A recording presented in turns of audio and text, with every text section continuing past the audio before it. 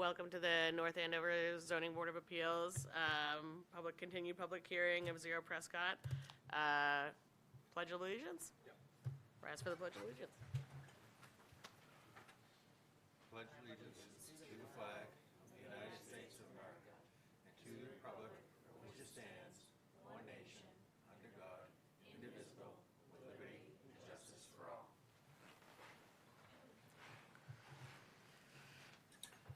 All right, so do we move right into the acceptance of the minutes? Did anyone have any comments on the minutes that were sent out? Do a roll call first.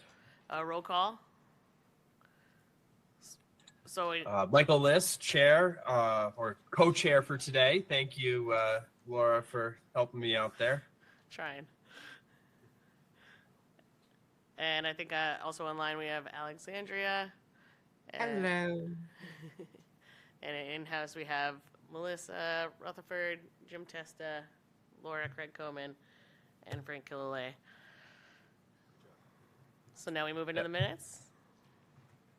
Yes, and it's the minutes for April 8th, not April 29th. Ah, Make a motion to approve Yes. the minutes from April 8th. I second. and I should roll it off, right? Because we have some remote people. All right. Yep. Mike, Aye. Alex, Aye. Frank, I approve. Jim, Aye. and I'm an aye. All right. So I have I a think we couple only need administrative notes on the main body of work here. So there's a couple items that will get pushed to next meeting.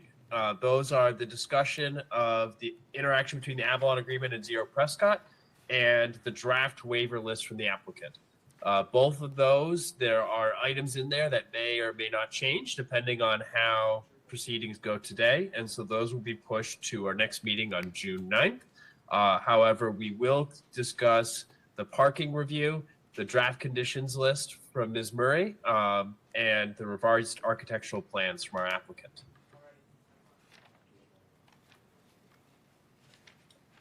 And so I guess with that, do we want to call up our applicant? They're coming up. Welcome. Thank you.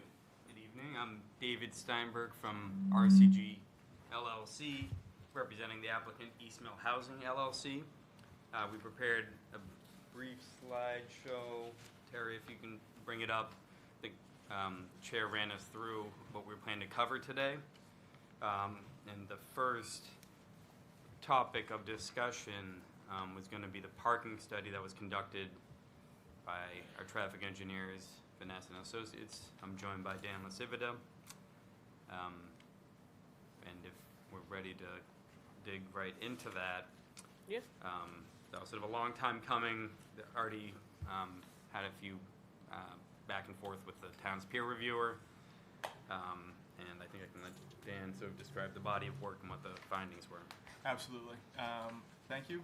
Good evening, everyone. Good to see you again. For the record, Daniel Lasivita, traffic engineer with Vanessa and Associates, the traffic consultants for the project. You can scroll down to the next slide, please, Terry. So before we kind of really jump into the parking study, I did just want to let everyone know. I'm sure the board members are aware. As of May 19th, we did receive what we believe will be the final VHB peer review letter. The closeout letter, I know Mr. Santos is here, so I won't put words in his mouth, but we believe at this point that we have satisfactorily responded to all comments pertaining to both the traffic study as well as the parking demand study that we have completed. So with that, what this slide shows is there's a lot of information on here, but this essentially shows the locations where we actually went out and completed parking counts. So we completed parking counts, and it ended up being a total of 15 lots, 15 kind of separate parking fields, as well as 4 strips of on-street parking where potential future residents of the project would be able to park. The lots are the ones that are lettered or have specific black text on them. The numbers refer to the buildings and really just kind of show a breakdown of the addresses and uses within those buildings. You can jump to the next slide, please, Terry. So in addition to the counts, we went out and we completed a field inventory of all of the parking spaces within those 15 lots, as well as for the on-street spaces. And within a 5-minute walk, we identified that there were a total of approximately 1,139 parking spaces, 105 of which were on-street spaces, either designated marked spaces on High Street or the spaces on Water Street and Elm Street.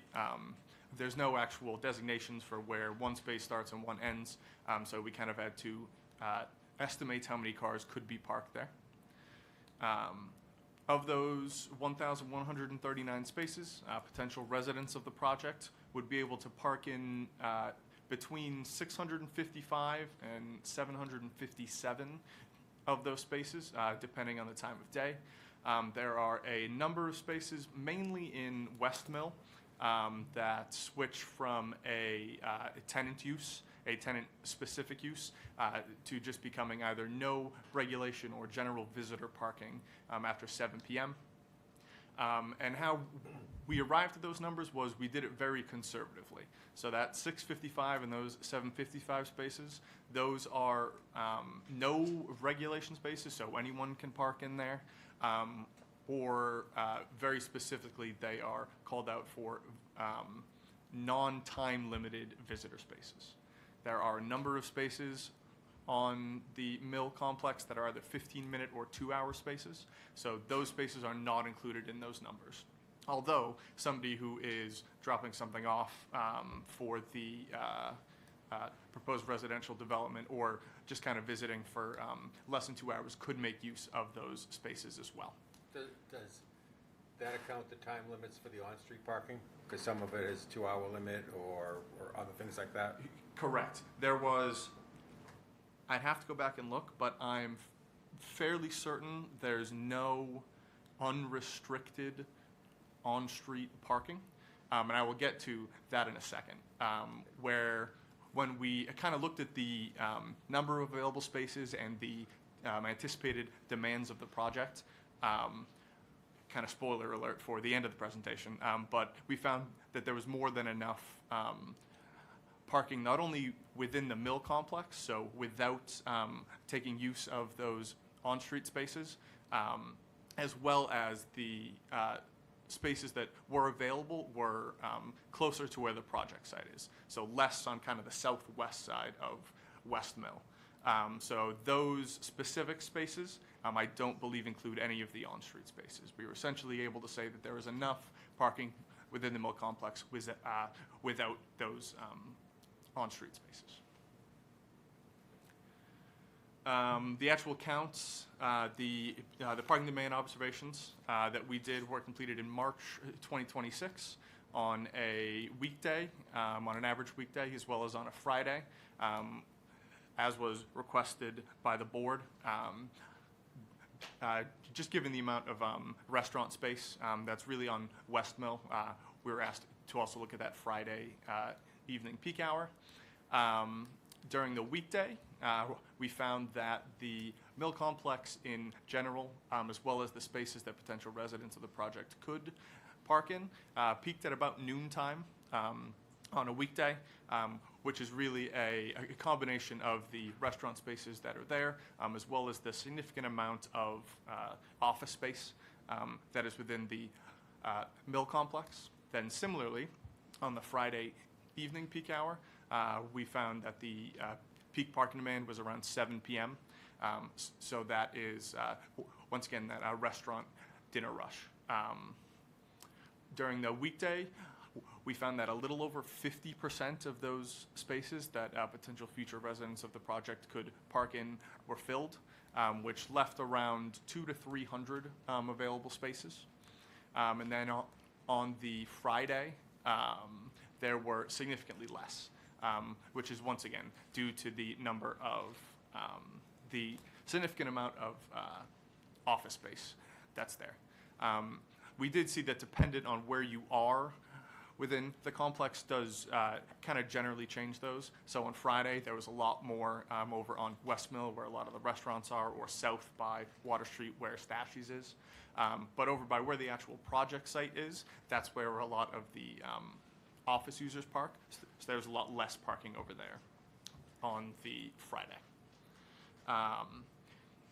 In addition, and this is something that we've kind of briefly touched about as well, the available number of potential spaces for residents of the project is also going to increase as a result of the project.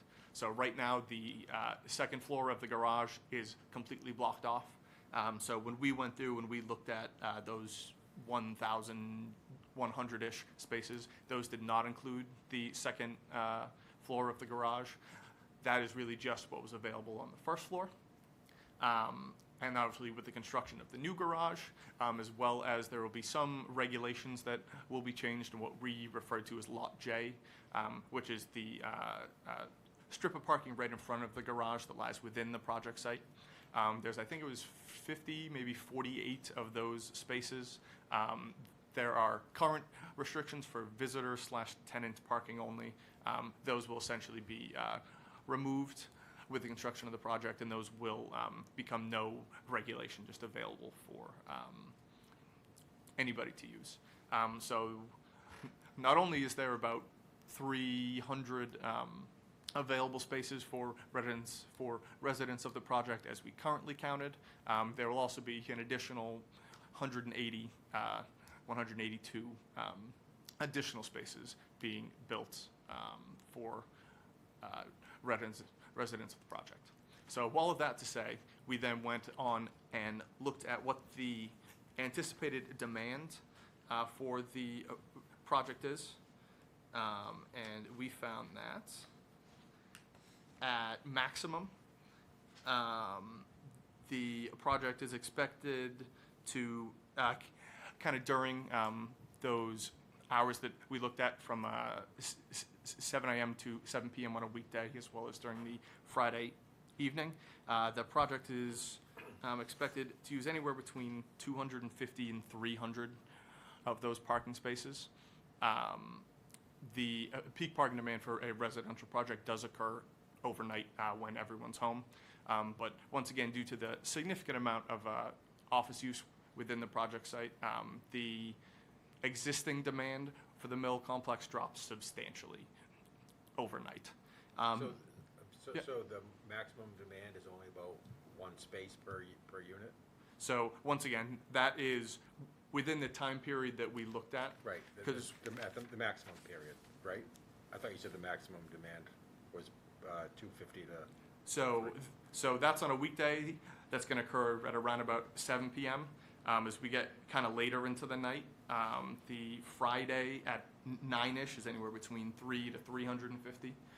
Then we would expect that would also go up a little bit more over the remainder of the night.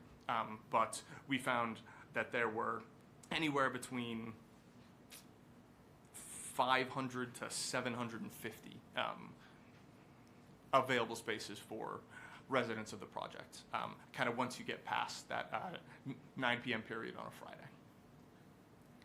So that maximum, you said up to like 390, is what you said, like the most parking demand?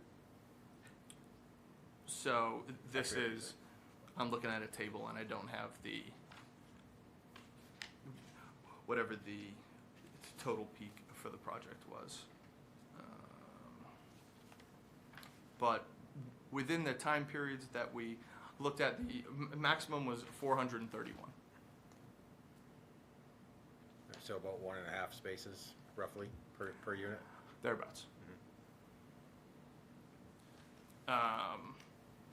And then when we looked at really on an hourly basis, there was not only more than enough parking within the mill complexes as a whole, but it was really within around about a 3-minute walk from where the project site is, which once again does not include timed visitor spaces, does not include on-street spaces, and is really kind of closer to the project site than some of the other kind of auxiliary lots over on West Mill by a lot of the restaurants over there. And that's a roundabout all I have, unless anyone has any questions at this point. I have a slightly tangential question, but it's relevant to the discussion we're going to have later about draft conditions. Is when this facility is under construction, how many units will need to be filled that are being taken up by the construction, and will there be an ability to cordon off at least sort of a part of the construction area for that parking? So I'll take that one.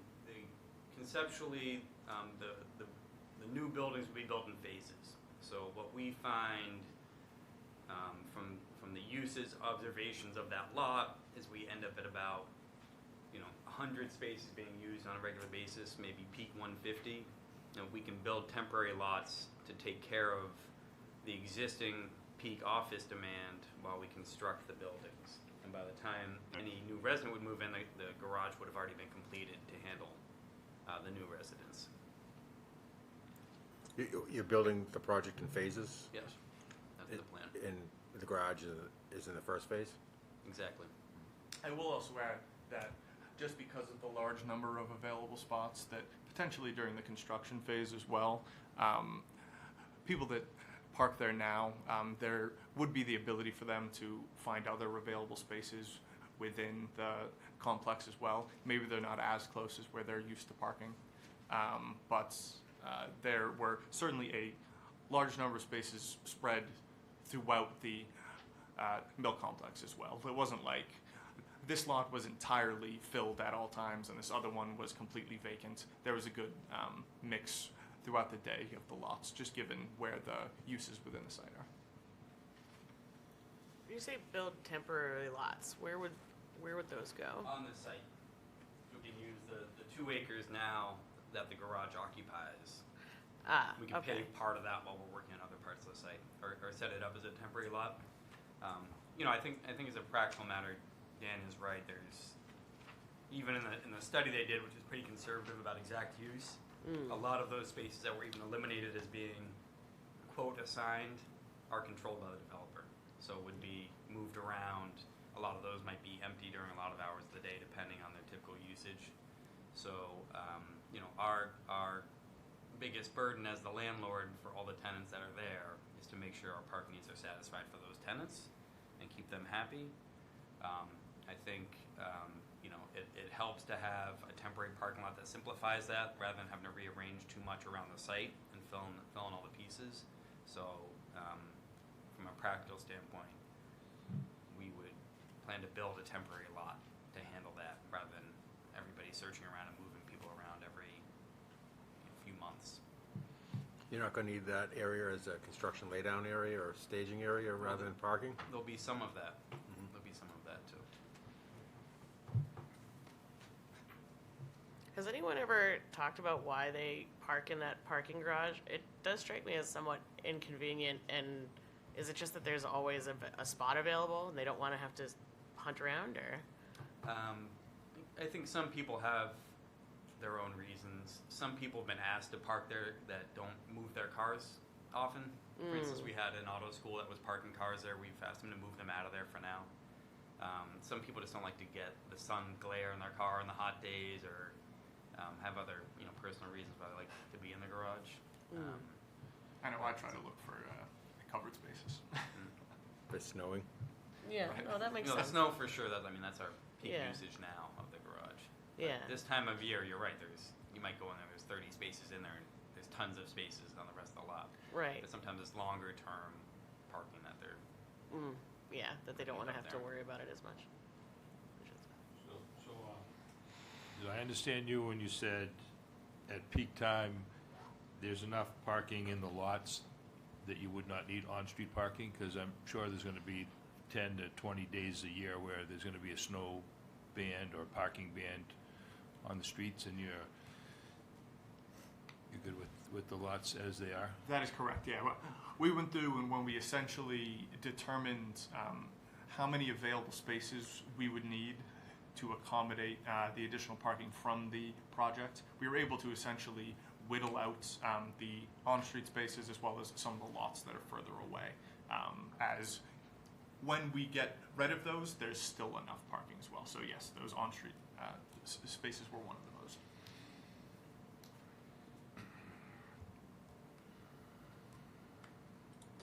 All right. I Do just we keep want to bring? Oh, sorry. Go Continuing to ahead. get complaints about the parking on Water Street from your residential tenants, so that's why I am concerned about whether or not you count in the on-street parking.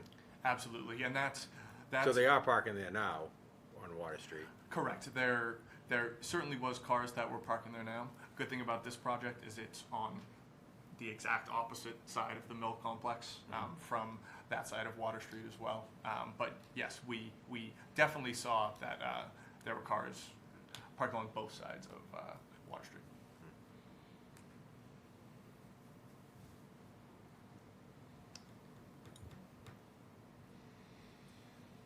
All right. Shall we invite Mr. Santos from VHB up to give his point of view?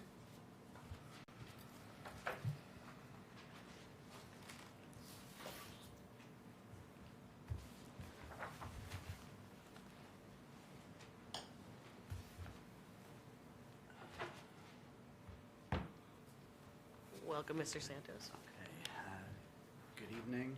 For the record, my name's Michael Santos with VHB. I'm here tonight on behalf of the town to provide an update on our traffic and transportation peer review. So we did submit a third peer review letter on Tuesday that covers a few topics. So the parking study was one of the topics that we discussed in that letter. The applicant actually submitted, there were two letters that were submitted that we reviewed. There was one, I think it was April 13th, and the parking study was April 24th. April 13th letter covered any outstanding items that we had from our previous discussion outside of the parking study, and then they followed up with the parking study. So I'm just going to go through what was included, what our thoughts are, and just kind of give you a summary of everything. So we'll start with the April 13th letter. This is not the parking study. So we requested some additional information related to trip distribution for the project. So essentially our vehicles, how many vehicles are going north versus south. We had them look at the actual traffic data at the intersection to determine the directional distribution. And what we saw is that approximately 60% of the trips are oriented to the south, 40% are to the north. That's what they used in their study, so they were able to confirm that. We did ask about, we requested additional information related to site distance at the main East Mill driveway on High Street, and also at the crosswalk. We just wanted to make sure that there's a sufficient site distance to provide the safety needed, both for pedestrians and vehicles. They provided that information, and that segment of High Street is fairly straight, so the sight lines are provided there. This was just something that we wanted to make sure that the sight lines existed there. We did request that they would commit to a post-construction monitoring study. So we talked about this last time I was here. Essentially, what this would do at a certain point of occupancy of the project, if it is approved, they would go out. They would do traffic counts. They would do a parking study just to kind of confirm.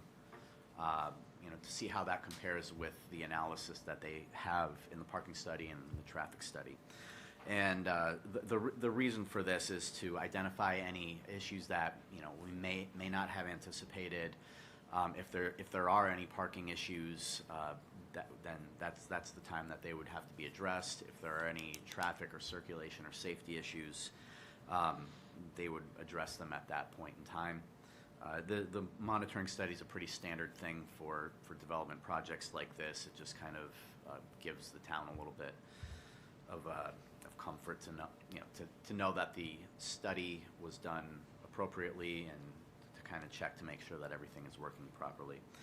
And the other part of that is that they would have to implement any improvements, but those improvements should be reasonable. I think what they had mentioned is that they would look at turn restrictions if they need to do them, if they need to add any signs or pavement markings, or any kind of low-cost items. That's something that they will do. So that's hopefully, if this project is approved, that's something that you can work into the approvals. We did ask about if they've coordinated with the fire department, and the fire department did review the truck turning movements throughout the site. They seemed okay with that. There was a comment about making sure that any grades, so there's the upper lot on the site, and then there's the lower parking lot. There's a grade differential there. Mm-hmm. The fire department just wants to make sure that grade on any driveways don't exceed 10%. So if they haven't already done it, that should just be incorporated into the site plans, just to make sure that the grades are appropriate for the fire department needs. They did do, the applicant conducted counts, so I know that the issue of Sutton Street and High Street came up at one of the previous ZBA hearings. They did do new counts at that intersection, so they went out and collected counts, I believe, in March. Ran the analysis. It kind of confirmed what everybody was saying, that there are some capacity issues there on High Street going northbound. Specifically in the PM, really what they showed is that approach is over capacity. And again, the project is sending a small amount of trips through there. Their actual impact, based on the analysis, is pretty minor. You might see an increase in queue of like 1, maybe 2 vehicles, so it's pretty minor. But I would recommend that if the town sees this as a, if town departments see this as a major issue that should be addressed, then this is something I think we can do outside of this peer review process. It would be more of an engineering topic to address, but it would start with some sort of planning study. Well, they just analysis. rebuilt that intersection. Yeah, so literally just did. Yeah, so it's if they're looking for capacity improvements there, I don't know what you could do there, but that would kind of be in the hands of DPW or engineering. So and now the parking study. So I appreciate the applicant's parking study. It was very thorough. Addressed all of our comments. It was very, very detailed. And I'm not going to reiterate everything that the applicant did say, but the study was conducted on a Wednesday, so it was kind of a typical representative weekday from 7 a.m. to 7 p.m. and then again on Friday, which was requested by the board as to account for the restaurant usage. Again, the parking study focused only on, it included a count of all the parking spaces throughout the mill complex and on the surrounding streets. As the applicant noted, they focused on spaces that really don't have any regulations, and kind of looked at how many of those spaces are being used during the peak periods. They did note it was about 50% of the spaces. So like the peak time in the middle of the day around noon, like 11 a.m. noon is, when you have most of the office users there, the daytime usage is highest there. About 50% of the spaces are occupied. So that's about, I think it was like 328 open spaces. And then in the evening, the occupancy is decreased. There's more available spaces there. Essentially, the reason for this parking study, why we requested it is, we weren't sure about what was happening in the existing garage. We wanted to make sure that, any vehicles parked in the garage are, they're not necessarily going to get displaced, but, maybe some of them would be partially displaced. The study showed that the garage has pretty low usage. I think it was maybe around 40 vehicles out of the 260 spaces. And then the surface lot, the 109 spaces that is remaining, I think that was about 50% full as well. So, you know, we think that those the vehicles that are parking there are still going to be able to park generally in the vicinity of where they park right now. The peak demand for residential uses happens overnight, so that's really when there's no parking, there's no parking demand for office. So they're complementary uses. So overnight, more spaces open up throughout the whole mill complex. I think that the residents will probably fill the garage first, and some may park in the surface lot. But we were comfortable with how they demonstrated. There will be sufficient parking on the site, based on the occupancy study. But we do recommend, this was a study that was done on one single day. Parking demand can fluctuate, throughout the year. On certain days, I know, probably through holidays might be a little bit busier. So that's the reason why we wanted to have the follow-up monitoring study, just, to make sure that, this parking study does represent a typical day. But it's also good practice just to follow up with this and either say, yeah, this is working good, or no, this isn't working, and maybe make some modifications. So we were comfortable with what they provided in the parking study, and we think that there is going to be sufficient parking with the new garage, with the surface spaces on the site. I also wanted to note that their parking study was very detailed and broke out each specific parking area. And as the applicant noted, there's the surface lot on the site, and then there's the kind of two lower lots as you get closer to the buildings for the East Mill. And those lots, again, I looked at the kind of technical backup, and even those lots were around like 50 to 60% full, so they're not filling up throughout the day, based on the study that they provided. So we don't have any additional comments for them to respond to,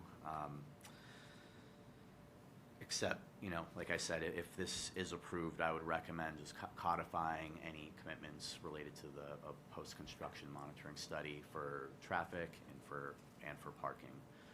So that's all that I have. So I'd be glad to answer any questions or continue the discussion.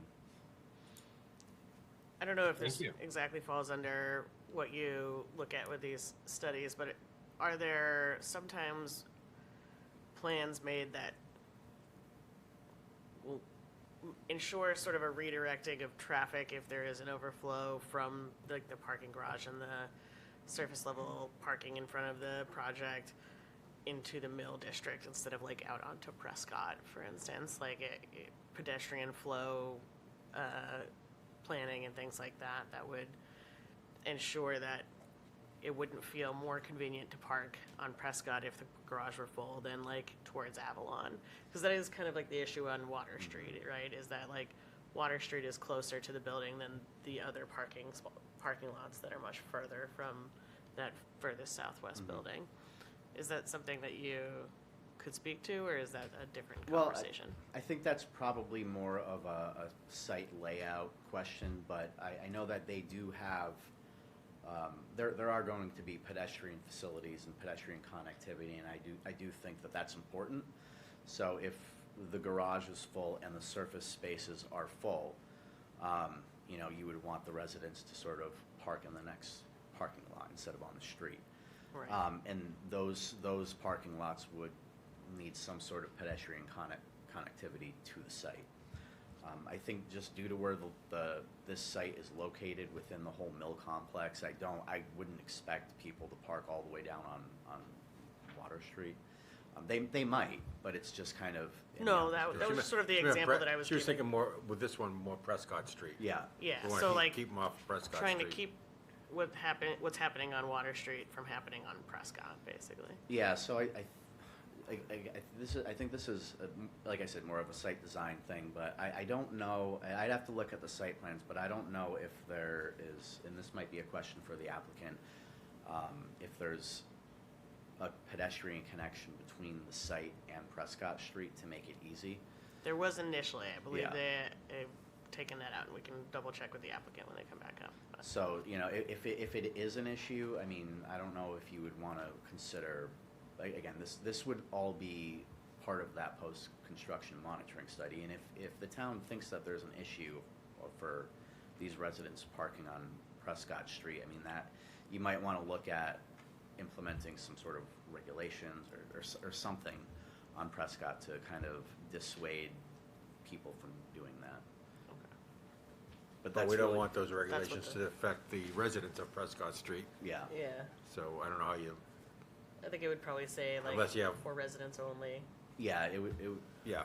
I don't know how that would work, but like I said, if there is an issue, and this monitoring study uncovers an issue, or if there's just kind of anecdotal evidence that it's happening, you know, you might want to work with, I don't know how that works through town to get like different parking regulations, but I think that's something that you'd have to look into, how to figure out to fix that issue, if it becomes one. Okay. Do you have any concern with snow removal, like taking up spots that in the Yeah. parking lot?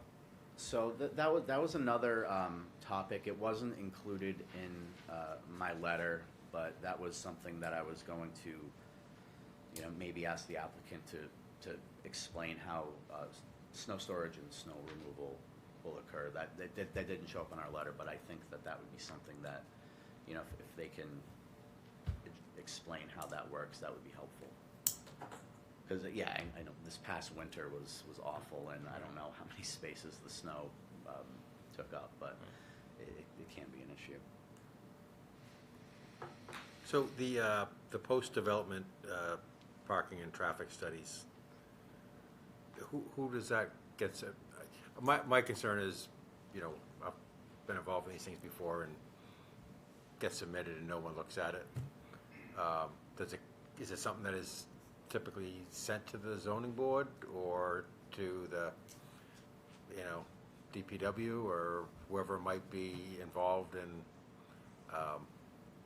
you know, analyzing and looking at traffic impacts? Yeah, so what I would recommend is that if there's a post-construction monitoring study, that all the zoning board, planning, and engineering should probably all be part of that discussion.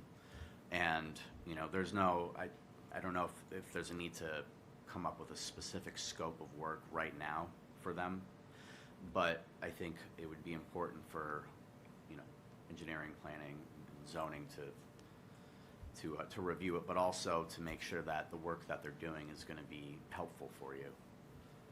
So I think it should involve, you know, multiple town entities. Yeah. For the record, Carolyn Murray from KP Law's Special Counsel. So I know we'll discuss some of this later, maybe later tonight and certainly at our next meeting. But typically with this type of a study, in answer to your specific question, who reviews it, who does it go to? Whoever we decide it should go to in the conditions, quite frankly. Often these things get submitted to the board, but recognizing that the board might decide, in this instance, maybe you do want DPW to look at it as well. Maybe you want to also re-engage your peer reviewer to look at the study and make some recommendations to you. So we can craft that in the condition as to who should receive it and who should, you know, respond to it. Okay. So then the follow-up is, if it comes out significantly different, is there any recourse? Like, can we put conditions on that if, you know, for? So with respect to just the traffic, the post-occupancy traffic study, the applicant, and I want to emphasize this, just the applicant saying that they would agree to do it, provided that any further mitigation would be limited to signage, pavement markings, and maybe some turn restrictions. That's just their response to it. This is this board's decision, so you'll ultimately decide. Sometimes these things can be a little bit more open-ended, that you require the study to be done, and if the study comes back with recommendations for ways that improvements could be made or further mitigation, we can leave it a little more open-ended, that the applicant has to return back to the board for discussion of further improvements, mitigation, and likely a modification of the permit. So would it end up being maybe similar to like a threshold for what's considered a substantial change? Or is it similar, like where they would have to come back to the board to have it, like is there a threshold, a specific threshold of difference over what was anticipated that would trigger that? Like with Yes, 5% you- over versus Right. 20% over, or? You could build something like that into the condition if you think it's important, or you could not set a threshold and simply say, we want to see this 75% occupancy, traffic and parking study. We want the study to show us how that lines up with what you predicted would the conditions on the ground would ultimately be. My suggestion would be you'd also want VHB to look at that. And again, between VHB and the study itself, often there are recommendations that are made that if there is a new issue that's identified that wasn't anticipated, there's usually a recommendation made of, and here is further action that could be taken to maybe alleviate that situation. But I would suggest that the study be presented to the board and that there be a public discussion about it, and there may very well be some additional improvements that perhaps the board thinks is necessary. Okay. So you'll sort of draft some Yes. conditions to prompt us to, okay. Yes. And I think there might be some conditions already Yeah. pertaining to this, right? Right. Okay. Mr. Lucivita, you have a comment that you want to add, or?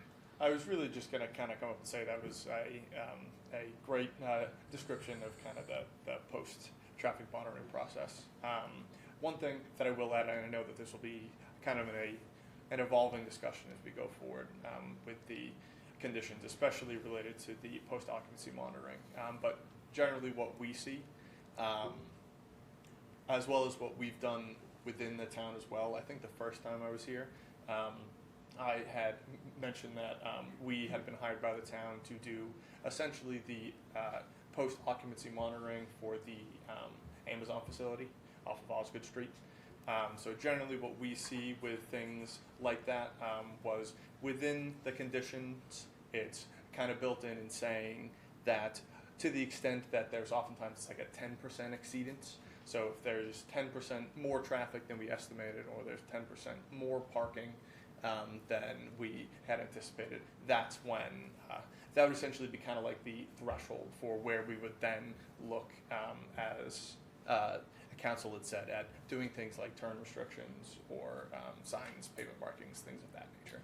So I just wanted to provide additional context to the board relative to what kind of we're used to seeing. Thank you. If you're doing the Amazon one, can you get them to fix the timing on that light? The new one that they added? 'Cause I'm not it's sure just he turning- has punitive It's turning conditions. red all the time when there's no one there. I believe that was one of the recommendations of our study. Okay. For that, we were just kind of hired as the provide the recommendations for it, but Yeah. that's something that maybe we saw as well. Okay. Sounds good. So what was the level of service at High and Sutton Street? The level of service was F, I mean, which is essentially for unsignalized intersections, if the average delay, vehicle delay is over 50 seconds, it's considered an F. So that's what it was reported as. And this will be adding to it, so it's still an F, but It would add some level of traffic to it. But I think the increment that they showed is, it's like I said, it's going to add maybe like 1 to 2 vehicles to the overall queue. The delay might go up by a few seconds. But yeah, And that's averaged over peak hour Yeah, so that's every vehicle that travels through the intersection over the course of 1 hour. You know, some vehicles might experience 10 seconds of delay, some might experience like 90. But So when on- there's a train crossing on Sutton, it'll be like 5 minutes of delay, but Yeah, everyone well, else will be if- mostly okay. Yeah, if there's a train there, then the delay's going to Yeah. definitely go up. But Yeah. If it's a train all the way up at High Street, it's off the tracks. Well, no, the train going on Sutton causes I know. a backup. Okay, all right. Anyway, does anyone have any other questions for Mr. Santos? Yeah, so, I'm sorry, anyone else? Good, Frank, you're up. So, it sounds like they've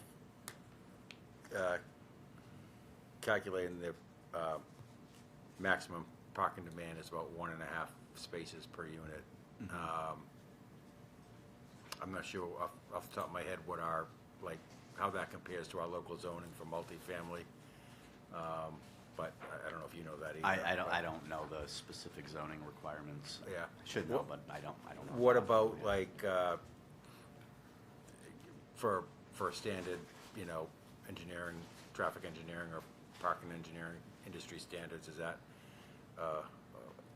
That, a rate consistent with yes. good practice? Yeah, so the way that they calculated the parking demand was using standard parking data from the Institute of Transportation Engineers. There's a parking generation manual which breaks down, you know, has dozens of different land uses, residential land uses, office, retail.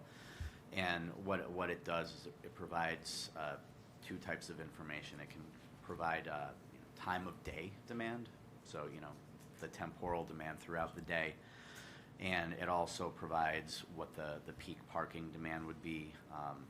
You know, say if there's like, and this is all based on actual data that was collected at other residential uses. So for this one, multifamily housing was used, and the data, you know, it's a kind of a blend of other residential sites similar to this. With a mix of bedroom uses, so you know it's studios, 1 bedrooms, 2 bedrooms, 3 bedrooms. Does that take into account like whether or not those multifamily buildings were connected or near public transportation? Because this is not particularly near any. Yeah, public so transportation. that is one of the categories. I think in parking generation, if it's close to transit or far away from transit, and what they have here does match what you know. Industry standards. That's what they used. Is they used the industry standards to develop that. And also, I also want to note, like this, I think this was 431 was the peak parking demand, and even that, there's kind of a range. So there's you know average peak parking demand. So you know, say if there's 20 residential sites that were used for the data and from the parking generation manual, the 85th percentile parking demand, peak parking demand would be 431. Average is closer to 375. So it's kind of a range. So this project, you know, would probably be right around that range. I'd say like, you know, 375 to like 425, right in that range is what I would expect. Okay, thank you. Yeah, thank you. All right, I want to make sure we have enough time for our other items. So thank you, Mr. Santos. Thank you, Mr. Lasavita. Thank you.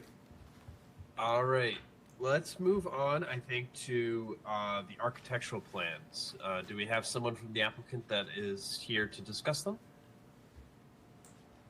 Yes, Ed Bradford from the architectural team is here, and he submitted his own presentation, Terry. I'll take you through that.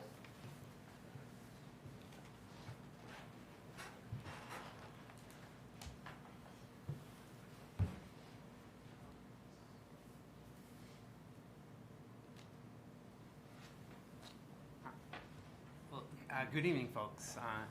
For the record, Ed Bradford, principal with TAT.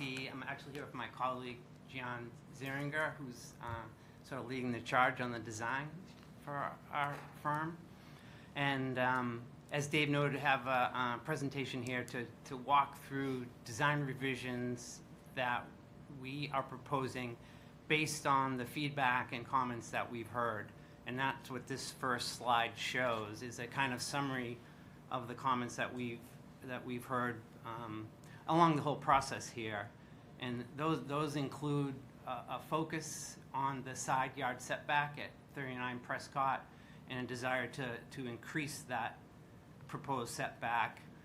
Together with that, really, and connected to that, is a desire to improve the landscape buffer and potentially preserve some existing mature tree canopy along that same edge. We have heard comments relative to building height, specifically along Prescott Street, and a comment from Gamble Associates, the peer reviewer, noting that a way to deal with that perceived height is with building step backs, and we did talk through that a bit at the March 26th hearing. We've heard comments relative to terraces and decks and how they could impact the privacy of the adjacent property at 39 Prescott. We're looking to address that, along with comments about the parking garage, minimizing the visual impact of the garage, and specifically thinking about headlights from vehicles and making sure we don't have light spill on adjacent properties from those headlights. And then finally, a couple more comments that we heard and we've addressed, we think, in our revised design related to the character of the building. At the March 26th presentation, we talked through a kind of more residential shaped roofs compared to flat roofs. We have some more information for you this evening on that topic. And then finally, again, from the Gamble Associates peer review, there was a request to provide more brick cladding materials, specifically on the frontage of the proposed building that faces the existing mills. And I think we covered that at our last hearing. So the next slide, please.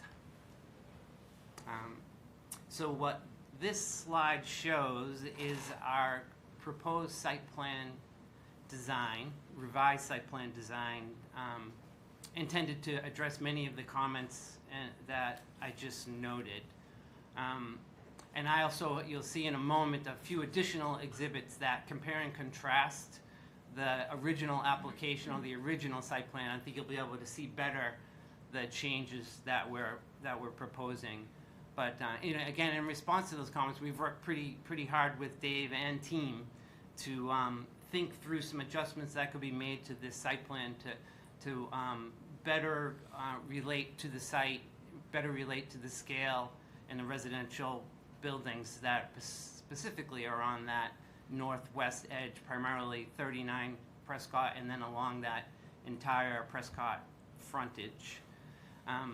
So again, you'll see a little bit better in a moment when I can compare the original to the proposed, but I think even here, you'll recall the original design that included a central garage and then two buildings attached to it, left and right, building 1 on the left, building 2 on the right.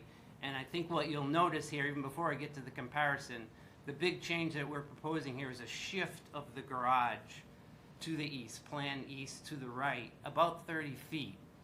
And then I think what you'll note as well, we show the 35-foot setback line, that dashed white line. So we pull that garage 30 feet to the right. Building 1, we do some adjustment to that leg closest to 39 as well.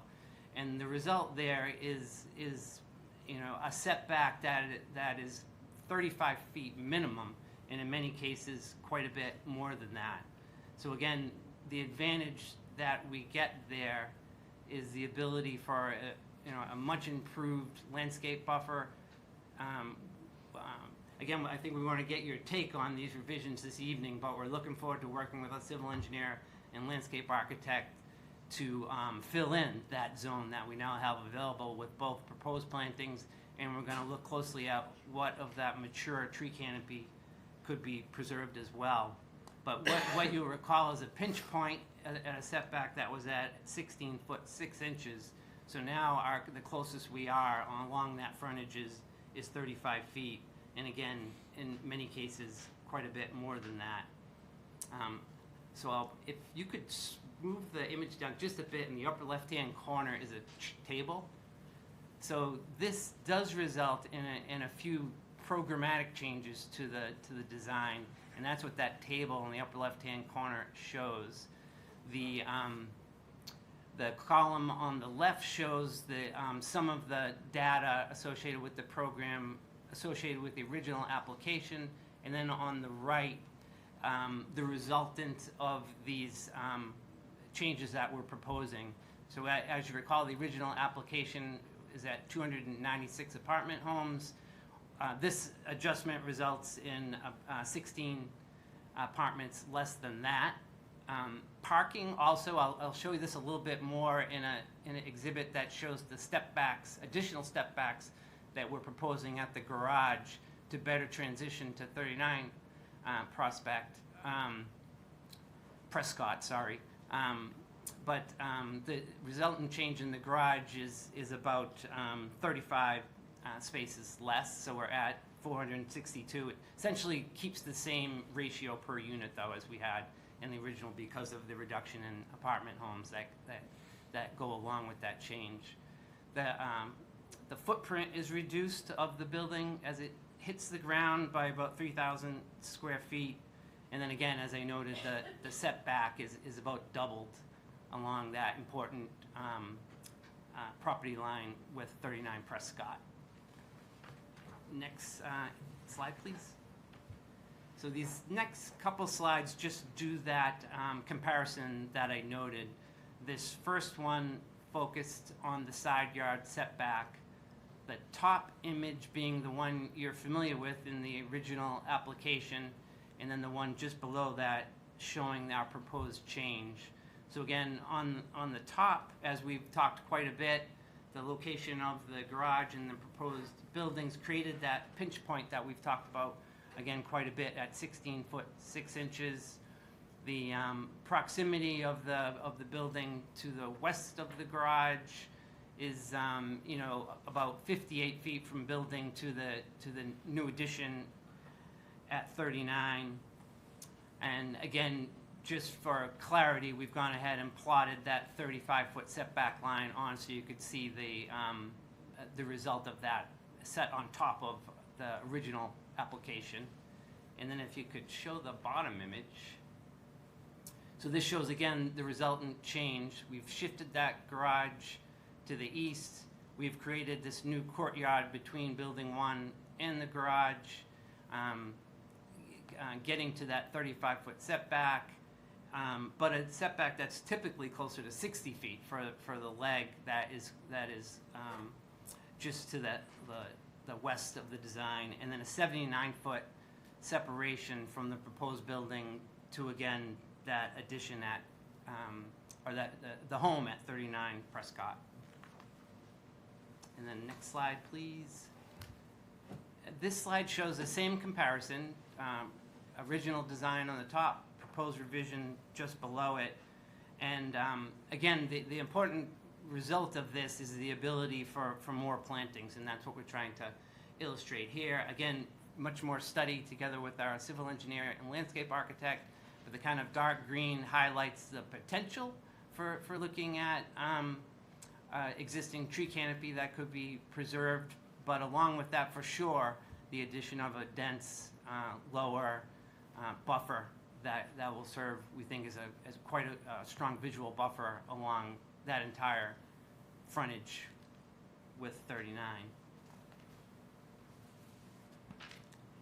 And then here's another comparison exhibit. This time we're comparing, we're thinking about step backs here. So again, this was something that the Gamble Associates peer review highlighted in their recommendations, that we look at step backs along the frontage of our proposed building to better taper down to the scale of the adjacent neighborhood on Prescott. So the exhibit on the left shows our original design where we did, in fact, and in the Gamble Associates peer review noted this, we did propose a step back that's shown in that red rectangle closest to Prescott. The design in the middle shows our March 26th design in response to the Gamble Associates peer review. And we went through this with folks at that March 26th hearing. You can see quite a few additional step backs, again illustrated with that darker red color. And then finally on the right is some further step backs that we're proposing, and you'll see these probably best when I get to some renderings in just a few moments. But just while we're here in this exhibit, at the garage you can see a sort of larger red zone. We've stepped that portion of the garage down a story to better transition to the scale of the neighborhood. And then a note in the lower left there, another larger section of red closer to the Prescott and High Street intersection. That's another area we're proposing quite a substantial step back compared to the prior design. So these next few exhibits will kind of walk you through some renderings from various vantage points along Prescott. This first one shows a rendering that you've already seen. This is a design. This is showing our original design. So this is a view, again, from Prescott, looking west, kind of looking down the hill, with 39 Prescott just to our left, and of course our proposed design just beyond that. You can see the original, again, the original design did include that step back from what was intended to create a kind of three-story building fronting on Prescott, and then the building portion above that stepping back, and then further down the hill you can see the wing of the building closest to the High Street intersection. And then the next slide shows the image that we shared on March 26th. So we showed this as well as another image, in fact, and again, that was in response to the Gamble Associates peer review. We showed a more regular building with a flat roof, and then we also showed this design with a more, I guess you'd say, residential shaped gable roof that is more complementary to the roof shapes of the neighborhood. We sort of got different opinions on the various designs at the March 26th hearing, but it seemed like this direction was the one that was favored.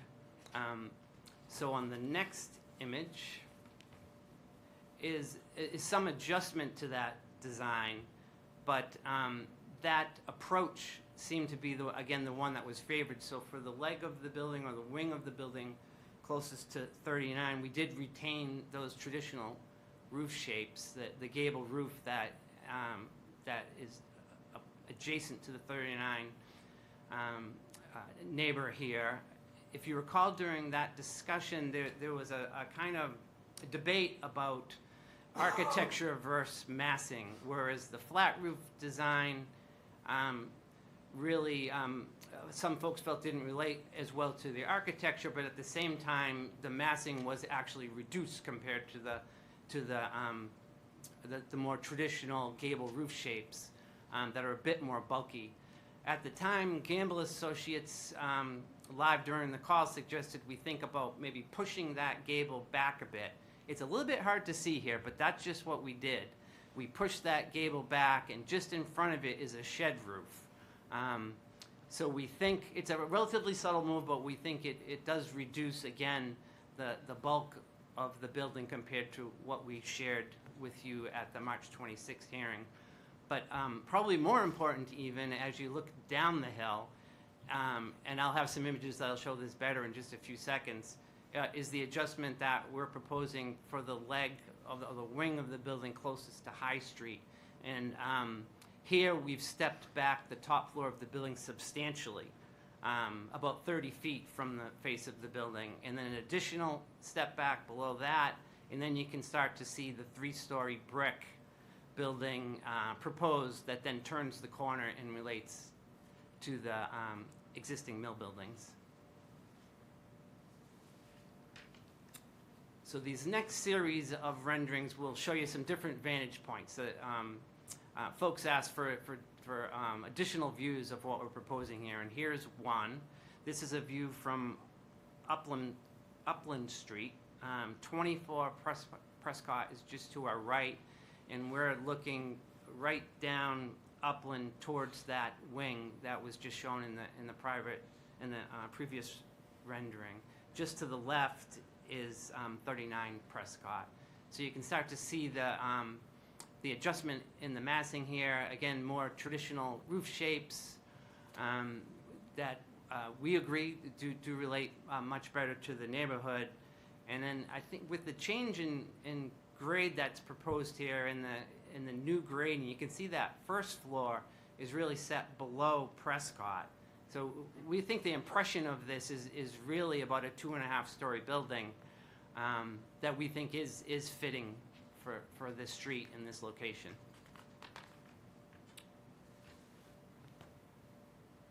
Now here we've moved just around the corner from Upland, and we're just in front of 24 Prescott, and that's been another vantage point that folks have asked about. You know, what does the building look like from this vantage point? So there's 24 Prescott on the right and their front porch. And here you can see with the proposed building, now we're at the wing of the building where we start to transition to the architecture of the mills with that brick frontage. But the step back above that is where we've made a quite a large change. Again, we've pulled back that top floor about 30 feet. From lower vantage points, it won't even be visible. You can just see a trace of it off the top there. The floor below that is stepped back as well. And then that same grading condition that I noted where the first floor is actually set a little bit below the street. Again, we feel like this gives the impression, it reduces that scale and gives the impression of a 2.5, 3-story building fronting on Prescott as we begin to turn with this brick architecture towards the mills. And then an additional vantage point that was asked that we look at is this one. This is at the intersection of High Street and Prescott. On our left here at that corner is the existing home at 14 Prescott. Of course, on the right is our proposed building, and just beyond that is the wing that is directly adjacent to 39. So this kind of shows the two wings fronting on Prescott, two different strategies for dealing with the massing, but a dramatic step down from, you know, the taller building that is more interior to the site to better transition to the neighborhood. And we think the overall effect it gives a more neighborly impression. The combination of the two different kinds of architecture you know, is consistent with what we have in the neighborhood today, and we think, again, quite fitting for the neighborhood. So that does cover the changes that we've proposed. We do have an appendix here covering some of the topics on the mill side related to the brick architecture adjustments, but I think we went through those pretty well at the last hearing. We have them available if folks want to look at that frontage of the building as well. Yeah, I want to just jump in and say thank you for a pretty responsive set of changes. I really think that the moving back to 35 feet is an enormous help here, and I appreciate that came with sacrifice of some units. But you know, I think this addressed my biggest concerns. I'm sure the abutters will have their own thoughts, and I'm interested to hear what those are, but it certainly is a dramatic improvement over what we had before, so I appreciate that. Just to clarify, the appendix rendering was the new layout. That was kind of I don't know if it's still... Yeah, the appendix covers the frontage. The front of the new directly fronting on the existing mills. Yeah. Yeah. In the new Yes. design. This is the original? That's right. It has the original, the revised, new. And scroll down, and that's the current. That was the March revised design. based on the peer review, and then One more. Yeah, and then this is what we're proposing here, and it's from this. We've spent a lot of time on on, the frontage on Prospect.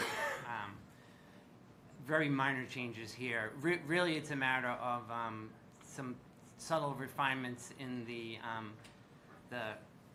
building above the brick architecture. You can see it's just a little bit cleaner and simpler. Really no changes to the brick architecture at all. The very minor adjustments along this frontage. Yep. So above it, what do you think that veneer is? Yeah, that would be a cement board, clapboard. It looks like you got rid of the doors and just put taller windows in. Yeah, and on same texture, yeah, we got rid of the Juliet balconies. Right. Just went with regular, simple punched window that, we think is kind of more complementary to the mills, more simple approach. Would agree.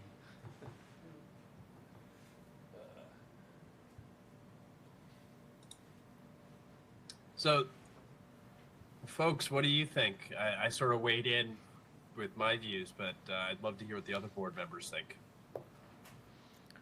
Well, I guess this is probably less a question for you and more a question for a developer. Do you have a plan for preserving the mature trees, or is it still kind of early days on that? Do we have a plan?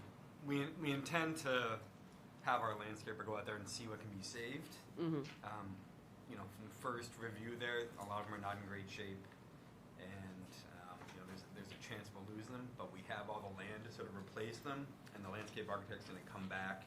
If this looks like the right design direction, we can sort of agree on, and show how that can be filled in. Because she also felt layering in New plantings. lower yeah. things that are filling in lower to screen the buildings would be beneficial there as well. I think there's no question that moving the buildings back, it's not just up against 39 Prescott, it's actually on the building too as well. Just trying to pull back as far as we can sort of pull it while keeping a reasonable unit count will just allow us a lot more space and a lot more opportunities to save what we can. Yeah. And on the renderings, at least, there was a fence along Prescott. Was that a stylistic choice for the rendering, or was that like a part of the plan? No, I think that's been in the plan since the beginning. That style of fence along Prescott there. Yeah. I just wasn't sure if that was changing.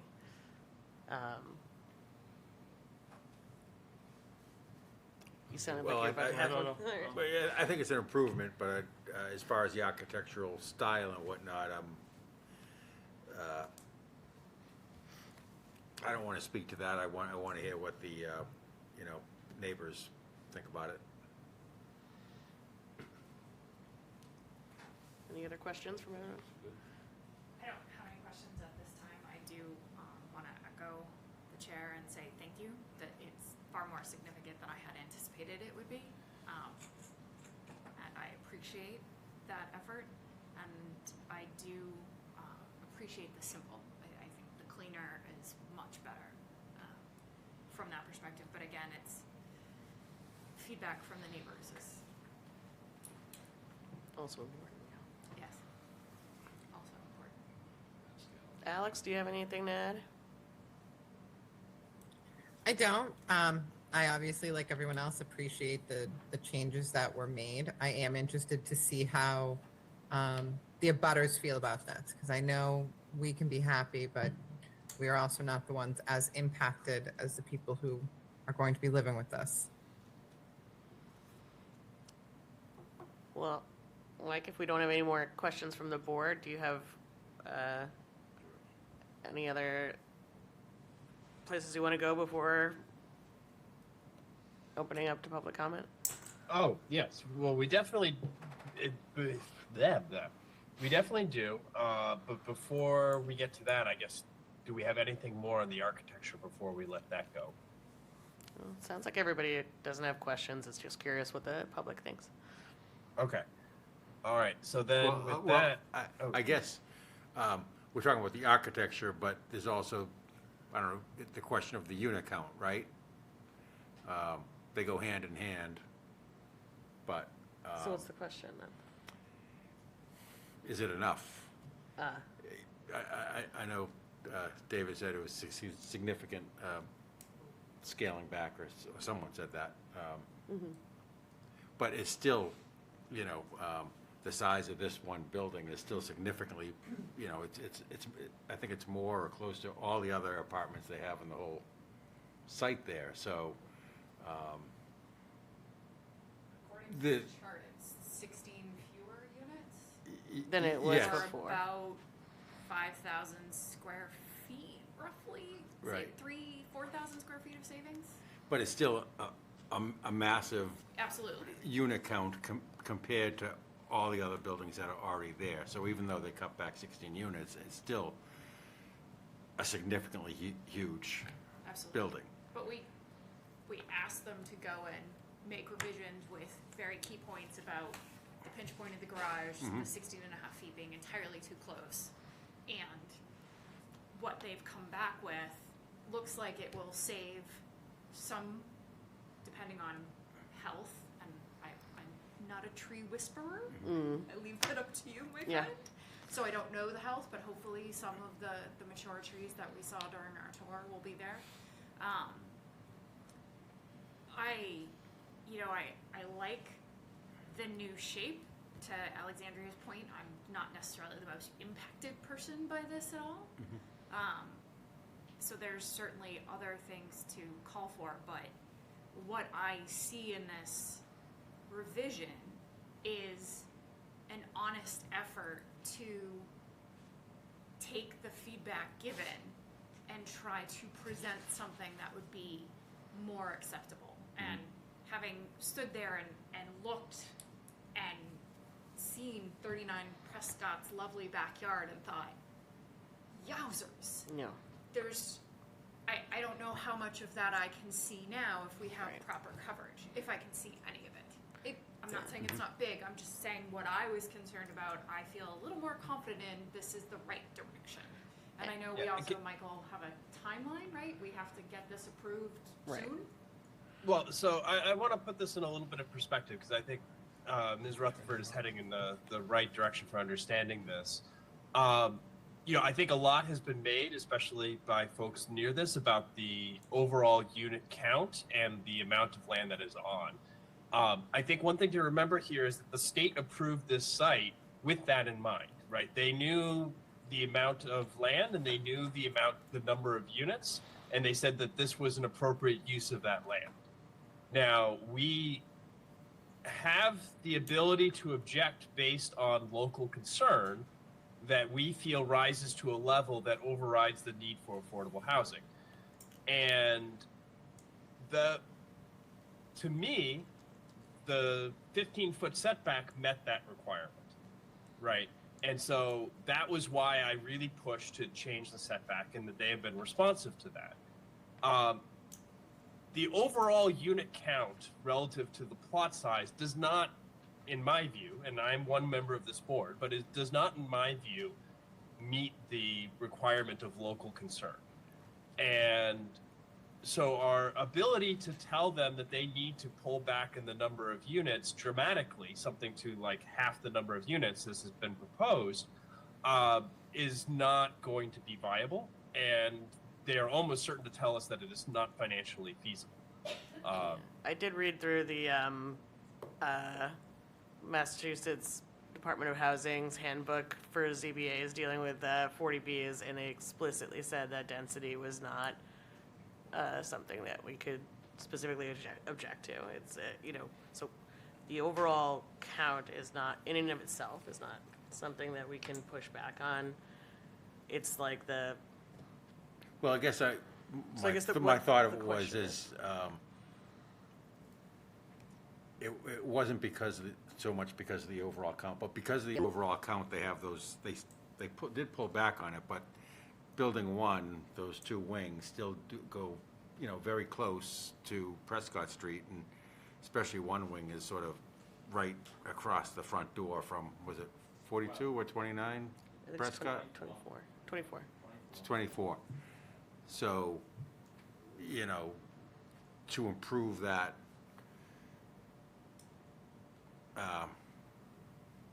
that condition of 24 Prescott looking straight into this building, if there were less units and they could draw further back, it would be less impactful to them. Yes, it would be less. It's a matter of like how far we can ask them to go before the state says this is no longer a valid concern. So, I mean, we could maybe go back to the rendering from Upland. That is basically what the view would be. Is it slide 9, I think? Is that correct? Right there. That one. This one? Okay. I mean, that looks like a, you know, we talk about the scale being more, they're making it more appropriate to the scale of the street, but, I mean, that's huge compared to 24, right? I mean, It's not just the we height. can't really tell them to not have a bigger building But than if any it's, other building if it's, around. but if it's further back, it has less Well, impact. I think the option, Frank, would be to get rid of the roof and that would just become, Flat. flat and set back like Yeah. the other Well, thing on that side. that sort of question I would rather leave up to the neighbors Yeah, no, to decide, I agree, you know? I agree.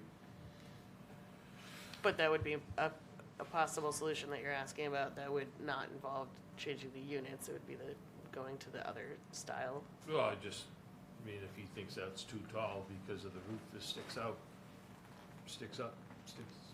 Or even if it's that tall, but it's, you know, stepped back another, Well, I certainly, I'm just struggling with this because I don't mean step back, to my setback. mind, the mills themselves are large buildings. But they're much further from these houses on Prescott. Sure. You spit in the wrong direction, the wind's gonna hit them. Like, I mean, it does not, this new design, not the original, does not feel as oppressive, Oh, it's better. and it feels like it fits better. Obviously, there's more opinions to come. And it's large, but it doesn't feel out of place for me. And again, one minor I think- member of the board. I think we can definitely ask for more feedback from everybody. I guess, Frank, do you have a specific question or change that you would like to bring up now before we move on to other things? Or is, I don't know what the question is. 'cause Could it be set back further from Prescott Street, I guess is the question. That particular wing.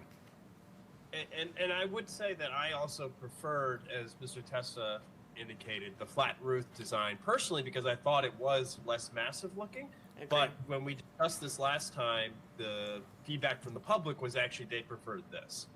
So that was at least what we heard, but I'd be interested to hear if that opinion has changed among the community. yeah, Yeah. sure. If you happen to know, so based on this rendering here, and I know that the applicant's gonna have to submit a whole revised waiver list, but is this rendering here showing, is the height exceeding the height requirements for the zoning district, or is it compliant, do you know? There's a number of factors here. By special permit, 55 feet is allowed. This is all being done under one permit in one district. So the question of setback is, there's actually zero setback. You could build 35 feet by right something else with a zero setback in this neighborhood. So I think the context of what is the zoning, that it's been mills since the 1830s and beyond, is an important one. The 35-foot side yard setback is also the underlying zone. So you can build to that line, whatever, Right, a that- by right use to that line. The 35-foot setback means you wouldn't need a waiver on that Right. property line at all. There's no waiver on that. The height stuff gets a little complicated because of the grades and the 35-foot. And when you cross over into the industrial S zone, which allows 55 feet by right beyond that point, and this is stepping down with the hill. So I think we discussed it a little bit last time that this building sort of sits in line with where the homes are stepped back from Prescott. So I think the context is about right. I think when you're dealing with a multifamily building, moving back 10 feet can cost like 24 units or something. It's a pretty dramatic impact on the feasibility of the project once you start stepping back further, and I think that given the context of the underlying zoning, it's pretty much compliant in almost every respect of what would be allowed otherwise. 24 units? Wouldn't it just be like, is it like a double loaded corridor, 3-story size? So that'd be like 6 Depending on how far you units, end up right? stepping it back to. Yeah, but I was just thinking, 6 more units brings it back, what, 20 feet? Well, it's 6 2 units more on units the per end. floor, right? What? That would be 6 more units per floor. No, No, Frank's, two units per floor. The stepping back actually it's a 4-story, 2 5-story building. So stepping back, the small part gets rid of the big parts behind it. So it gets a little complicated, and with how the building gets engineered. But I guess my point is, we're already pretty tight on how we're trying to make this building work in a lot of different dimensions and what we can save and not save. I think in this case where we're, complying with the underlying zoning, dimensionally, and I think that's sort of true across the site. I mean, we're 55 feet across the site, which was the underlying zoning. And before, dating back before we were here, I think that was the underlying zoning. The buildings downhill are actually taller than that. I don't think we'd be, I don't think it would work financially, but I don't think that'd be a good use of our time to start seeing how many layers back we can get and ask the architects to do that. Since it's sitting in line with the other buildings on the street.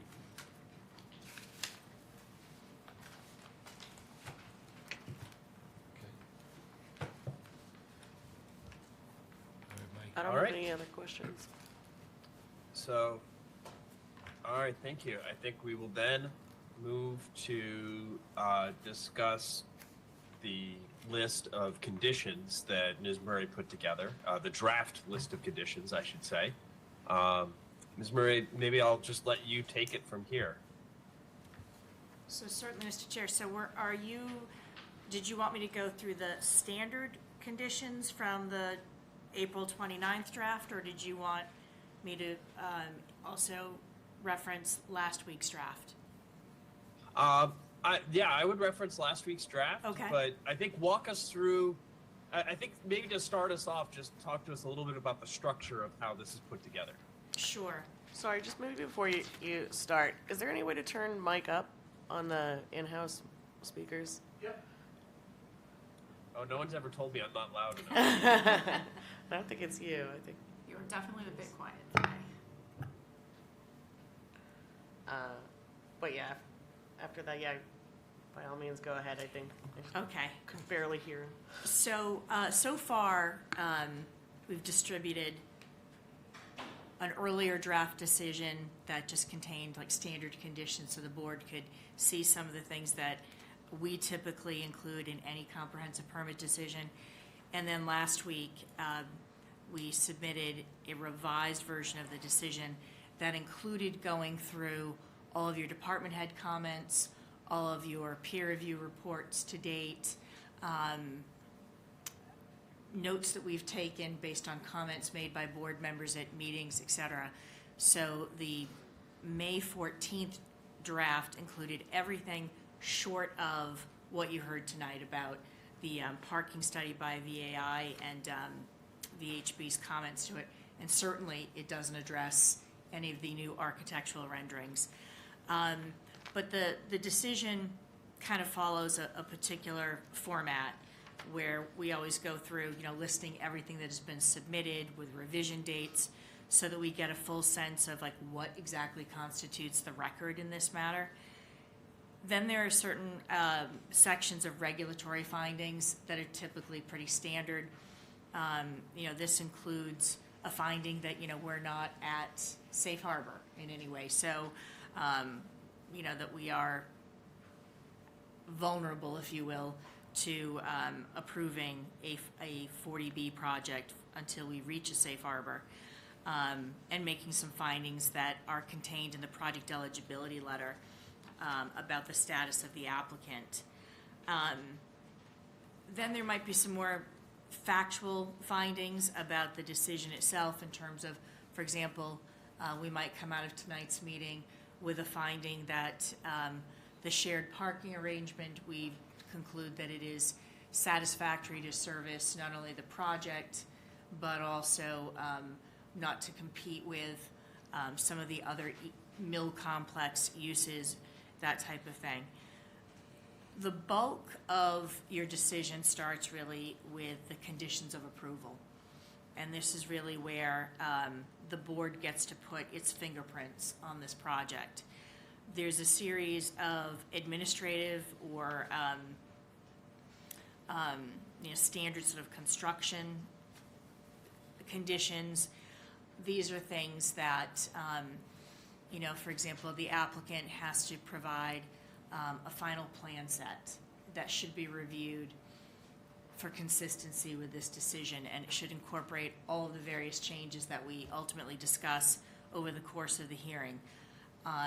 It would require the applicant to have a pre-construction meeting with stakeholders in town to say, we're now ready to stick a shovel in the ground and start this project. They would discuss things like truck routes. They would discuss fire access during construction. They discuss, as you were discussing earlier, areas for construction, laid out of materials, where are people expected to park, are things going to be fenced off, are there going to be any road closures, all of that sort of thing would be discussed. And then ultimately culminating with the applicant having to submit as-built plans. Because as we know, a lot can happen from the plan submitted at the time of a building permit to the time that the project is ready for occupancy purposes. We've also included things such as not just the pre-construction meeting, but what's called a construction management plan. Also, we've included the stormwater pollution prevention plan. That's where all of your erosion control measures have to be installed and have to be maintained throughout the duration of the construction. But then we get into a little bit more specific. For example, we get into infrastructure. You've heard, we spent quite a bit of time talking about the size of pipes and the pipes that are going to cross over to connect to High Street, and some conditions that were discussed between the applicant and DPW. We've built that into the decision so that the sizing of the pipes will all align and also have to be ultimately approved by the DPW. We have a whole section on the fire department approval. My experience with these kinds of multifamily housing projects is fire access is one of the most important things you can look at.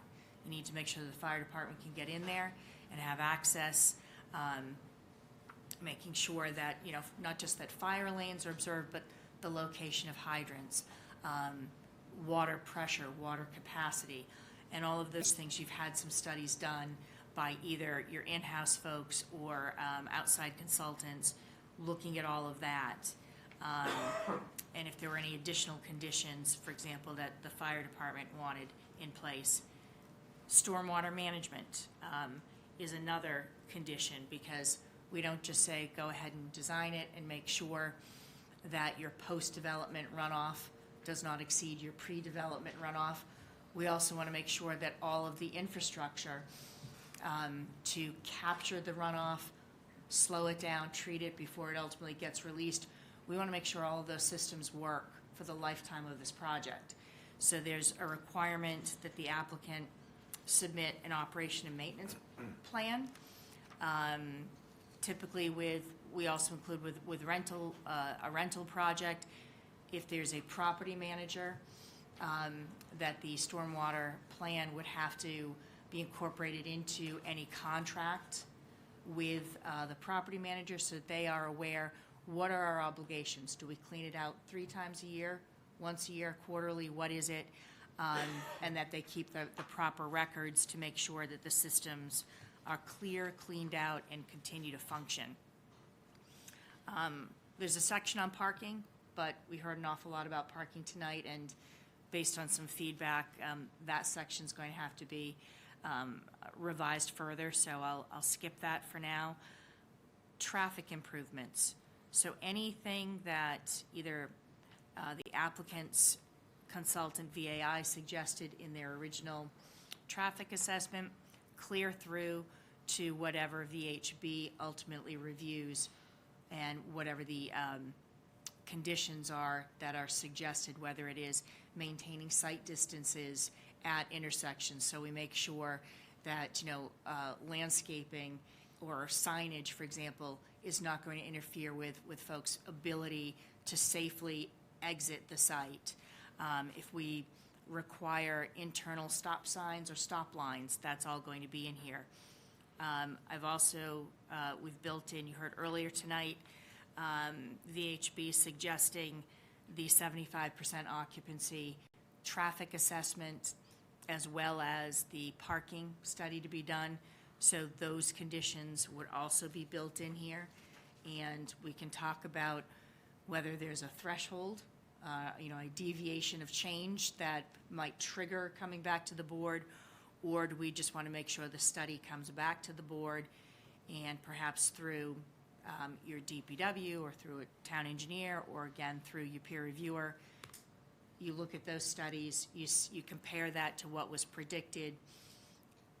Is there further mitigation that we should look into and bring the applicant back in before the board to discuss what, if anything else, might need to be incorporated? There's also a section on architecture and landscaping. Based on what you saw tonight, I imagine that section is also going to be revised somewhat, because we did try to draw from the Gamble peer review suggestions, but obviously we now saw tonight that the applicant is making some concessions or progress perhaps in that area to preserve mature trees, make sure that there is fencing where it's supposed to be, any other kind of buffering that might be done, whether it's for headlight glare or just to preserve privacy to adjoining properties. All of that gets built into your decision. And then what would ultimately be attached to the decision, and you have not seen it attached to any of the drafts yet, is the waiver list. Because I think in the near future, we're going to have to go through the applicant's going to submit a revised waiver list. We're going to go through them point by point, and this board's going to have to make some decisions as to what waivers you want to grant, what ones you want to deny, and ultimately we'll keep track of all of those votes, and then that gets incorporated into the decision as well, because this essentially becomes the tool for your building commissioner. So a year and a half or so from now, when this project goes from this phase to perhaps a building permit phase, the building commissioner is going to know what are the rules, what did we agree to waive, what did we condition, what the expectations are. So we'll continue as the hearing goes on to develop this decision a little bit further. I will also note I did receive some feedback from the town planner that I have not incorporated into the decision yet, but some things that are a little bit more specific to planning board decisions and how, for example, like the hours of operation for when construction activity can begin, and is it Monday through Friday or Saturday hours allowed, is Sunday only with the permission of, say, the police chief. Every town is a little bit different about how they want to do that. So I did get some feedback from Gene Enright on that, which will incorporate into the final draft. And obviously, I want to emphasize, this is the board's decision, not mine. I'm trying to just merely be your scribe for this. So if there are additional conditions or you don't like the way something has been worded, please, let me know. No pride of authorship here. This is your tool moving forward. And I also just want to say, I recognize this is drafted in a way that it gives the impression that the board is going to approve the decision. I don't want anyone out there to be under the illusion that anything has been prejudged in any way, shape, or form. It's just that, in my experience, it's a heck of a lot easier to take what's presumed to be an approval and delete all the unnecessary information than it is to prepare a denial decision and be scrambling at the last minute to convert that into an approval. So I don't want anyone to think that I'm sending a subliminal message here in any way to the board. And I'm happy to answer any questions you might have. Yeah, thank you. And thank you for the enormous amount of effort that this takes. I can tell just by looking at it. I have a question on item number 16, which you talk about local preference. Can you explain to us a little bit about how that would work? Certainly. So one of the things that we are allowed to do, should the board decide to include it, is that a certain percentage of the affordable units can be set aside for what is called a local preference. The maximum that most of the state programs allow is a percentage of 70%. So 70% of your affordable units could be designated for local preference. That does not necessarily just mean people who live in North Andover. It is also folks who have children who go to school here. It is also people who might be employees of the town, and all of these people would have to be income eligible based on the size of their household. But a lot of communities do feel, especially when a 40B comes in and we feel as though, well, you get to override zoning and you take a lot of our local control away. One of the benefits a community gets is to say, we want our folks to be able to benefit from the affordable units. So if that's something that the board is interested in, I did include the condition on that assumption. It does require that the town has to provide some supporting documentation to show that there is a need for the local preference. Who in the town would provide that? Typically, and maybe I look to the assistant town manager for a nod in the audience. Typically, it's done within could be your planning department if you have a housing coordinator or housing authority. Sometimes all of them work together to be able to support that. Yes, there is a need, and just because we set, say, 70% of those affordable units aside, that just means in the initial rent up, when there's a lottery to select people, there would be a local preference bucket, if you will. If all of those 70%, we don't have enough people to fill the 70% of the units, then it goes to all others that would income qualify for those units. And does that, sorry. It's okay. I was going to say, does that last in perpetuity, that preference, or is that only when the building is first being populated? It's really just with the initial rent up when you're doing the lottery. And Got it. since Memorial Day is upon us, can there be any veterans set aside? There was a recent change to state law that does allow for a veteran's preference, and I am seeing some communities start to include that in their decisions as well. I did not include it here, but we certainly could look to do that. It's a little bit outside of the traditional 40B rules and subsidizing agency rules, but I do know of projects where we have started to require, to the extent that we can, to require a veteran's preference. And Does that need a similar, evidence that it's necessary within the community, or is that, Not the same level, no. okay. I mean, other than obviously someone has to be a veteran who income Sure. qualifies. Is Yeah. there any state guidelines, regulations, opinions on exclusionary groups, like are teachers included? Teachers could be included in your local preference, yes.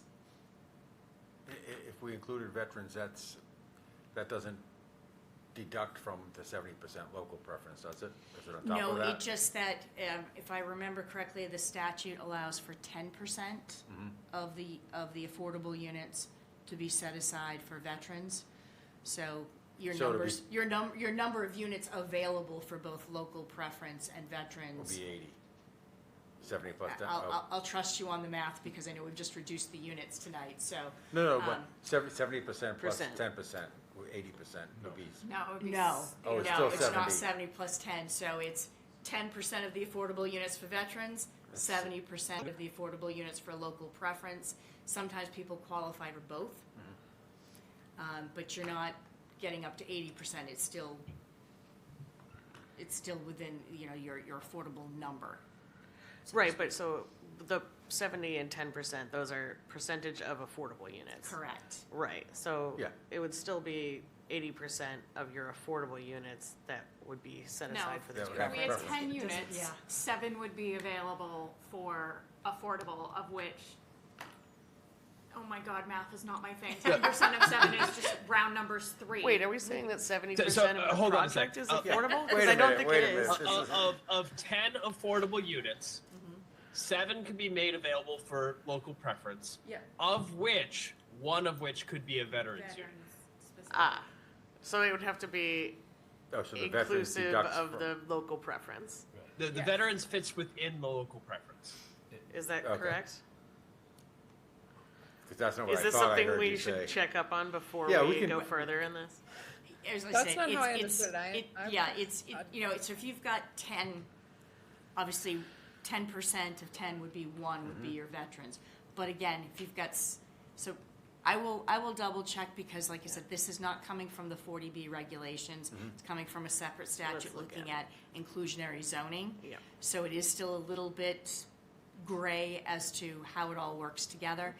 But I do want to be clear, it doesn't increase your number of affordable Right. units. Yeah, That's I still a understand static that. number. Nobody is expecting that. I think we were trying to clarify then how many, like if we were to say, oh, 10% for veterans, does that take away from the amount that we could say for local I preference? don't think that's how it's supposed to work, but I wouldn't necessarily think of it as 80% because the veterans may not be North Andover residents, for example. Right. So it's a separate category. All right. Yeah. And are you saying it's only the initial rent? Like Correct. after it's rented, if someone moves out, then they can rent it to, it doesn't necessarily become a North Andover. Correct. They would It's still just an have- affordable unit. And again, a North Andover resident could still apply and qualify for that unit. But when they're doing the initial rent up, that's when they've got the lottery that where they grab from all these different, they have to advertise and have a marketing plan where the rental of these units is designed to attract people, say, from North Andover, because we're going to heavily, advertise here in North Andover. But it may also be advertised, for example, in Lawrence, for example. So, but with the initial lottery, you try to plug in those 70% local preferences if you get enough people who qualify. Right. Yeah. Is it all at the percentage of, the same percentage of income?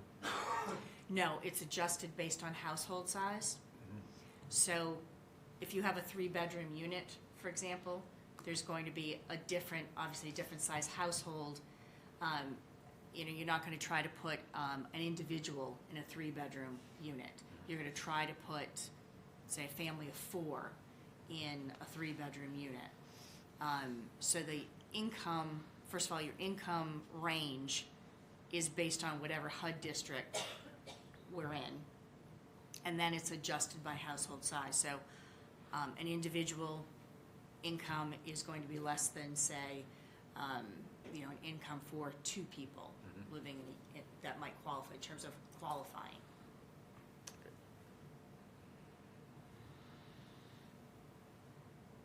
And we will have another opportunity to go through all of these conditions Yes.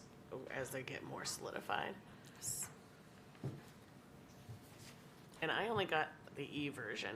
Did anyone get a printed version? No. Okay. maybe for the next time we talk about it, it would be helpful to have a printed version, just so that we could make notes and. Yeah, we can make sure that.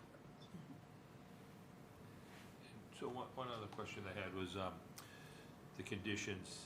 If the board chooses to deny one, whatever it is, whatever Waiver. A waiver.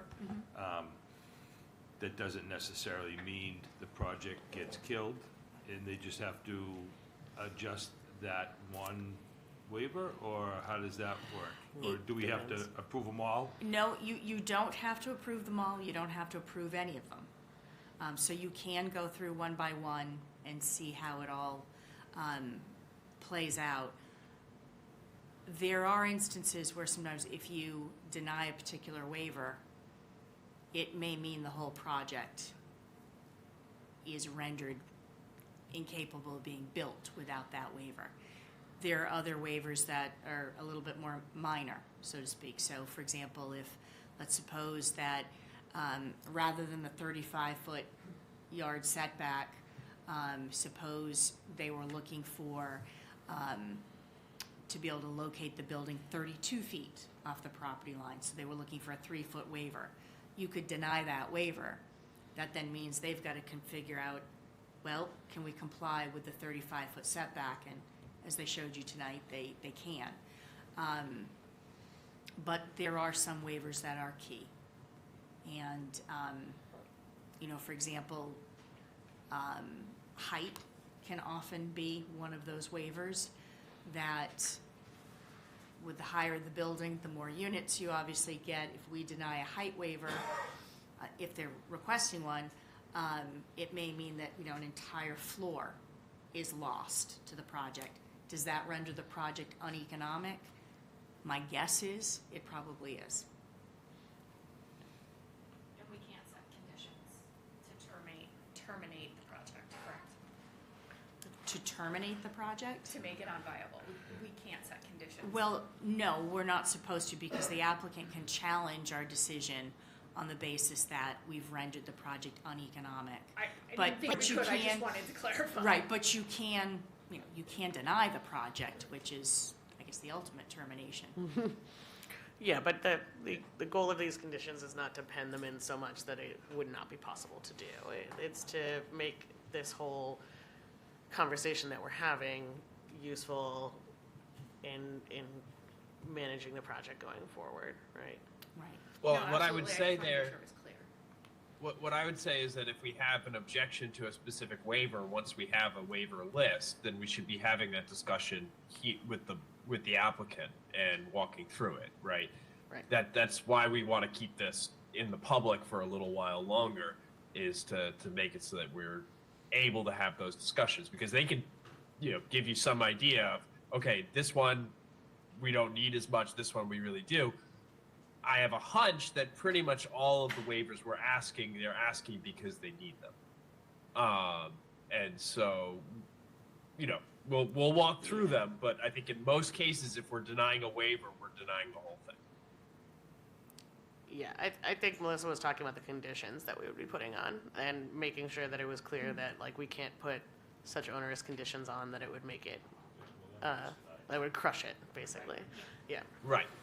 Yep, that is also true. Yeah, and yes, the applicant can argue with us in the court that is no longer viable because of the conditions we put on it.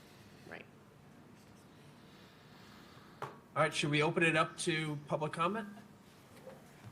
You're gonna get it? Thank you. Frank is gonna go get the list. Excellent. See, Mike, you delegated to me, I delegate to Frank, it all runs down. Short list. All moves to Frank. So, we don't have, the big visible timer, but I trust that everybody will, sort of on our system, trust that I'm keeping track and try to be respectful of everyone's time. The first person on the list is Jim Holland.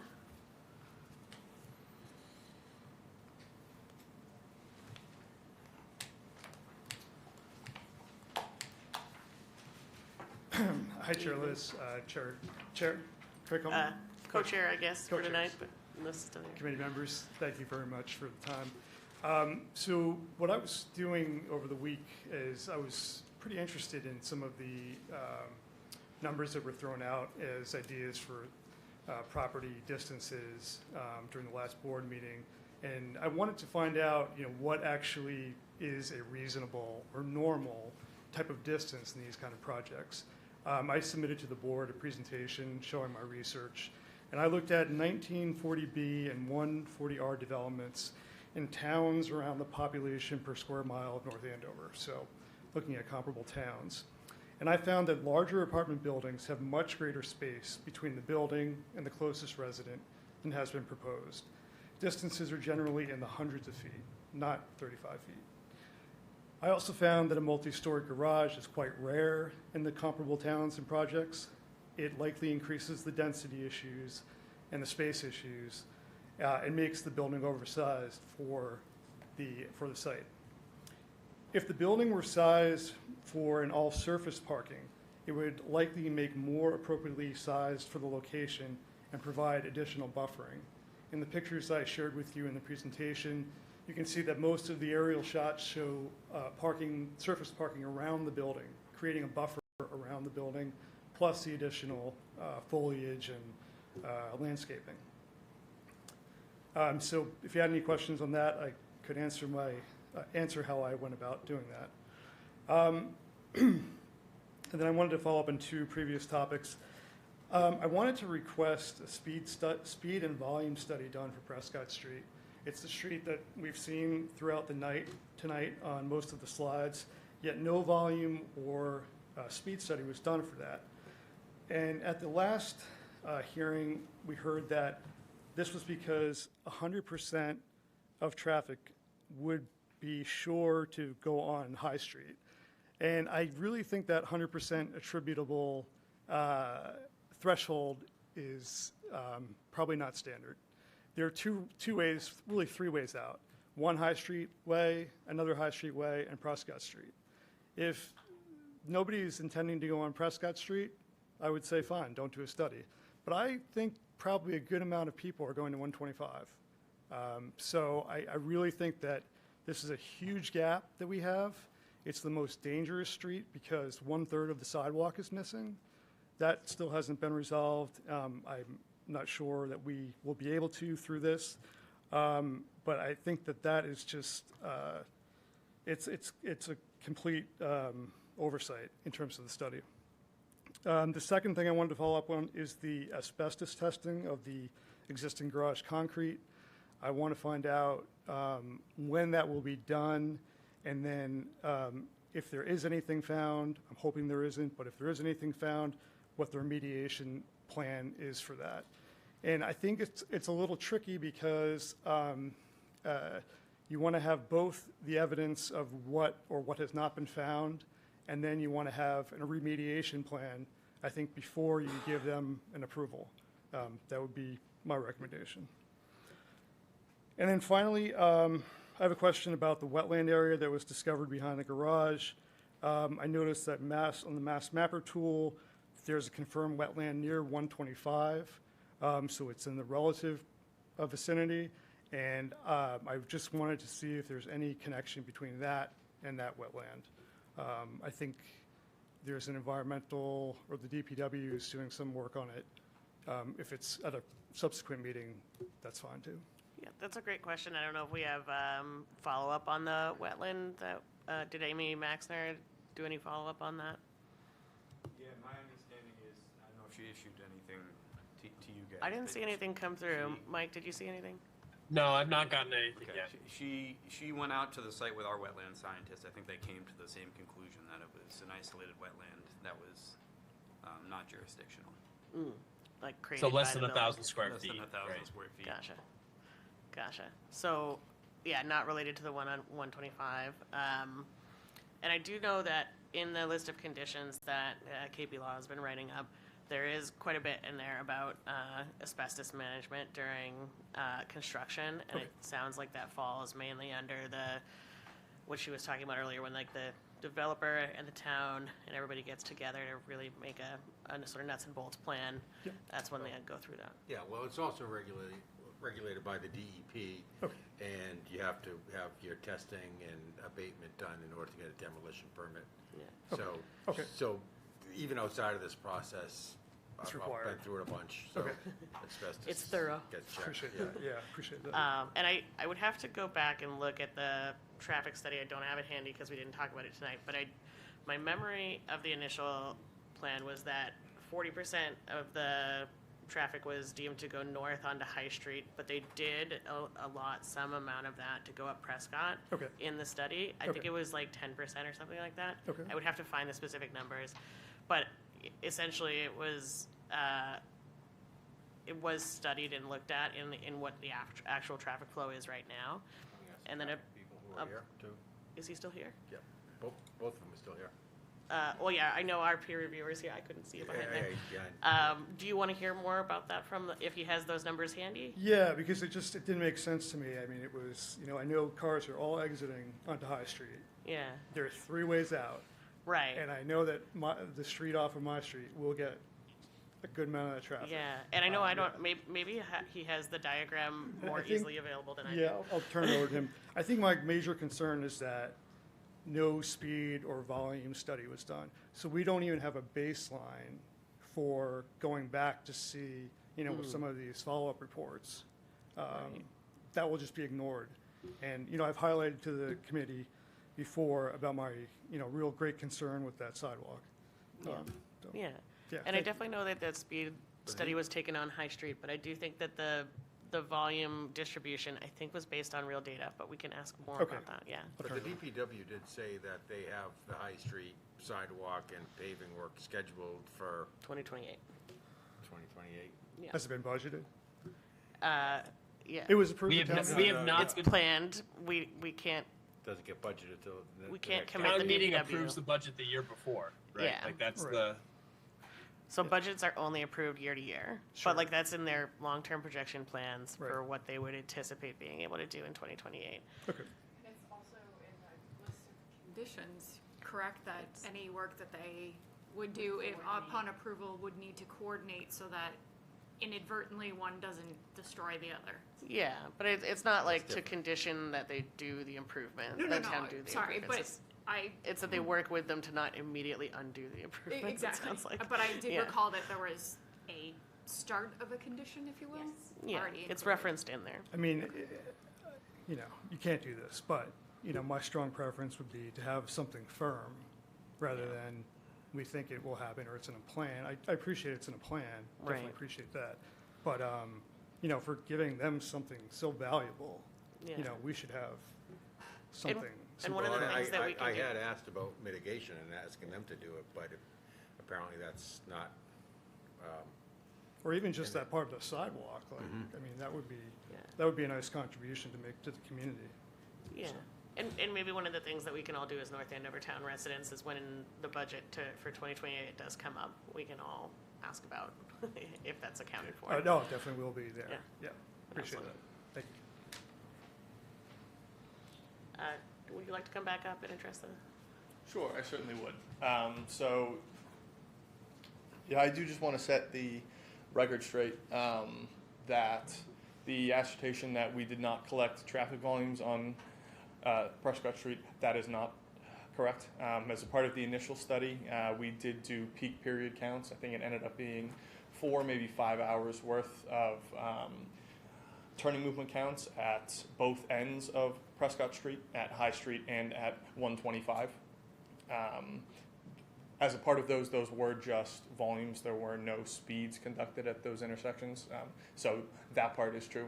But we do have actual counts for essentially both entrances to Prescott Street existing, as well as we did assess what the impact of the project is at those intersections, those termini. To answer the question about what percentage of traffic we assigned and expect to go down High Street, I believe it was 10, maybe 20%. Prescott. Down Prescott Street, because as was noted by the peer reviewer. The trip distribution that we did was based very closely off of the existing travel patterns in the area.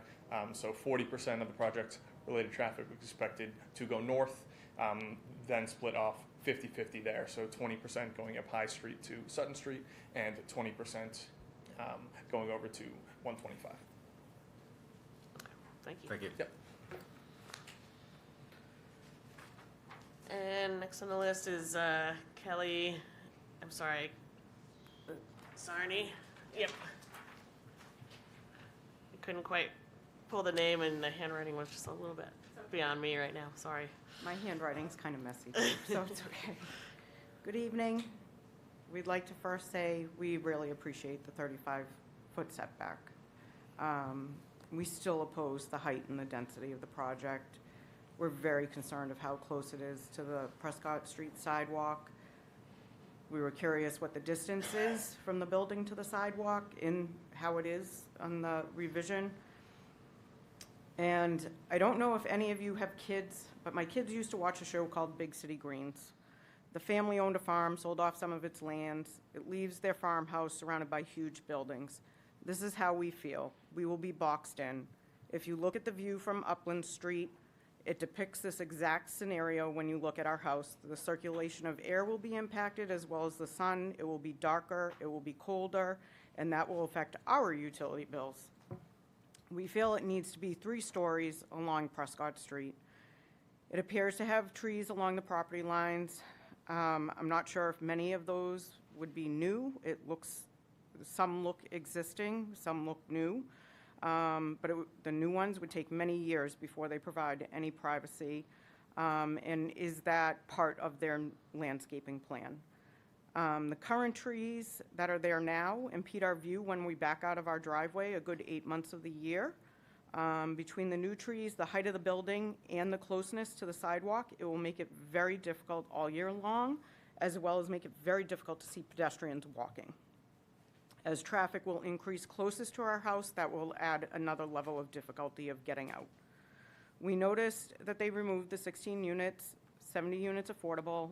I know we said 170 units before, but what about 192? And I heard what both co-chairs today have said, and everybody else.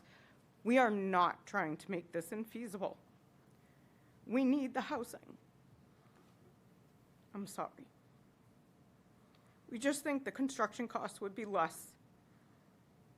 They can maintain the 25%. The parking garage might be smaller. It reduces water usage from the sprinklers as there's less units. And please remember, they already own the land. They don't have to purchase it. In other words, what is the bottom line? No, I don't expect or ask for an answer. In the project eligibility letter, it states East Mill Housing needs to work with the town in regards to density and height. There has to be a middle ground. A question we keep asking ourselves was originally Phase 3 was supposed to be 40 townhomes. Then a special permit issued that removed 51 units from Phase 3 request of 140 units. That would leave 89 units for Phase 3.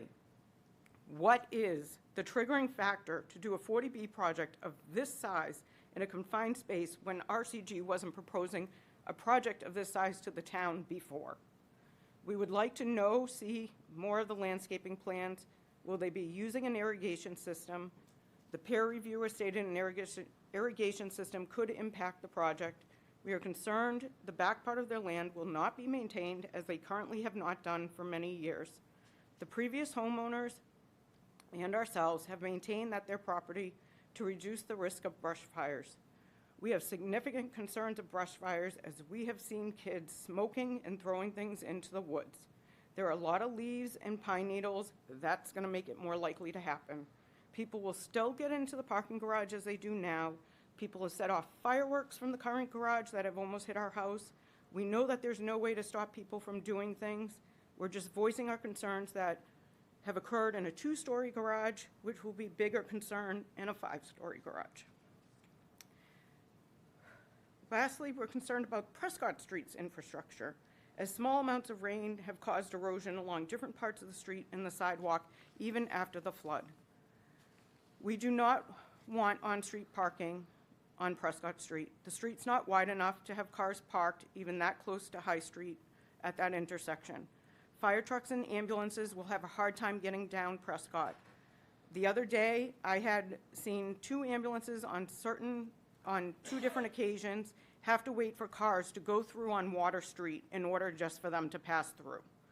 If allowing parking on Prescott, the cars may also cover the sidewalk.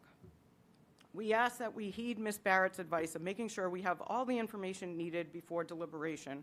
A project of this size should not be rushed into a decision. We would like to review the landscaping and design plans, especially with all the different changes which then need to be further understood. We respect that everyone in this room is doing their job. We ask for the same respect as we are doing our jobs as concerned citizens. We are frustrated that we have to take the entire burden for the town while losing our property value in our own home. I know there's a maintenance plan. What are the repercussions if it's not followed after the project has been built? What is also happening with the telephone poles? Some are in the surface area parking. In all the presentations, the poles are not there. And any feedback from the police or fire departments about the intersection since 2022. Thank you. Thank you.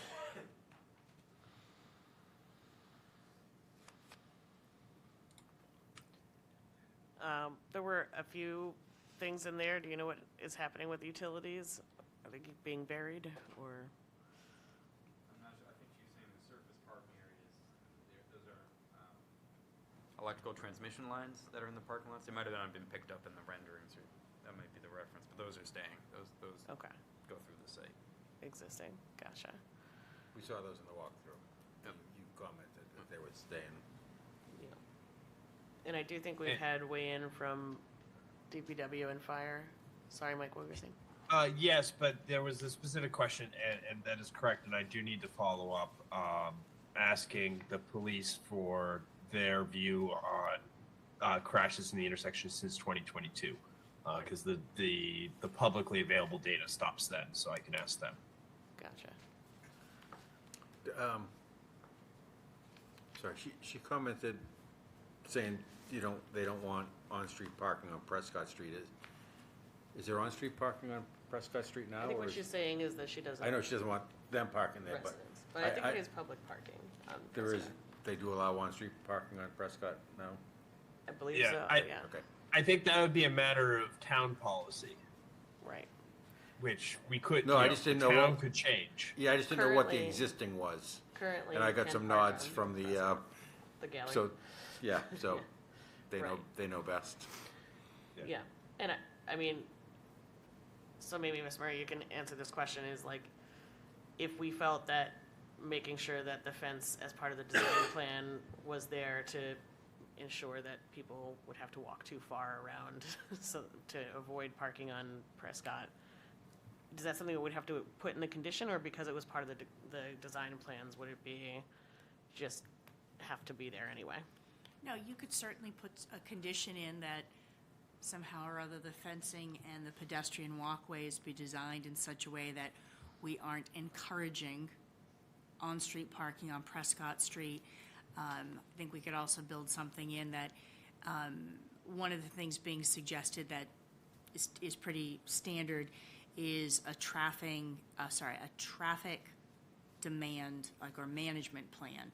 And that includes things like providing a welcome packet to tenants and letting them know, that there's public bus available or bicycle racks and all of that to sort of decrease use of vehicles. Built into that can be some language to the tenants that there is ample parking on site for all of you. You should use it, be a good neighbor, and don't be using on-street parking when it's really not necessary. So we could craft a condition to that effect. Okay.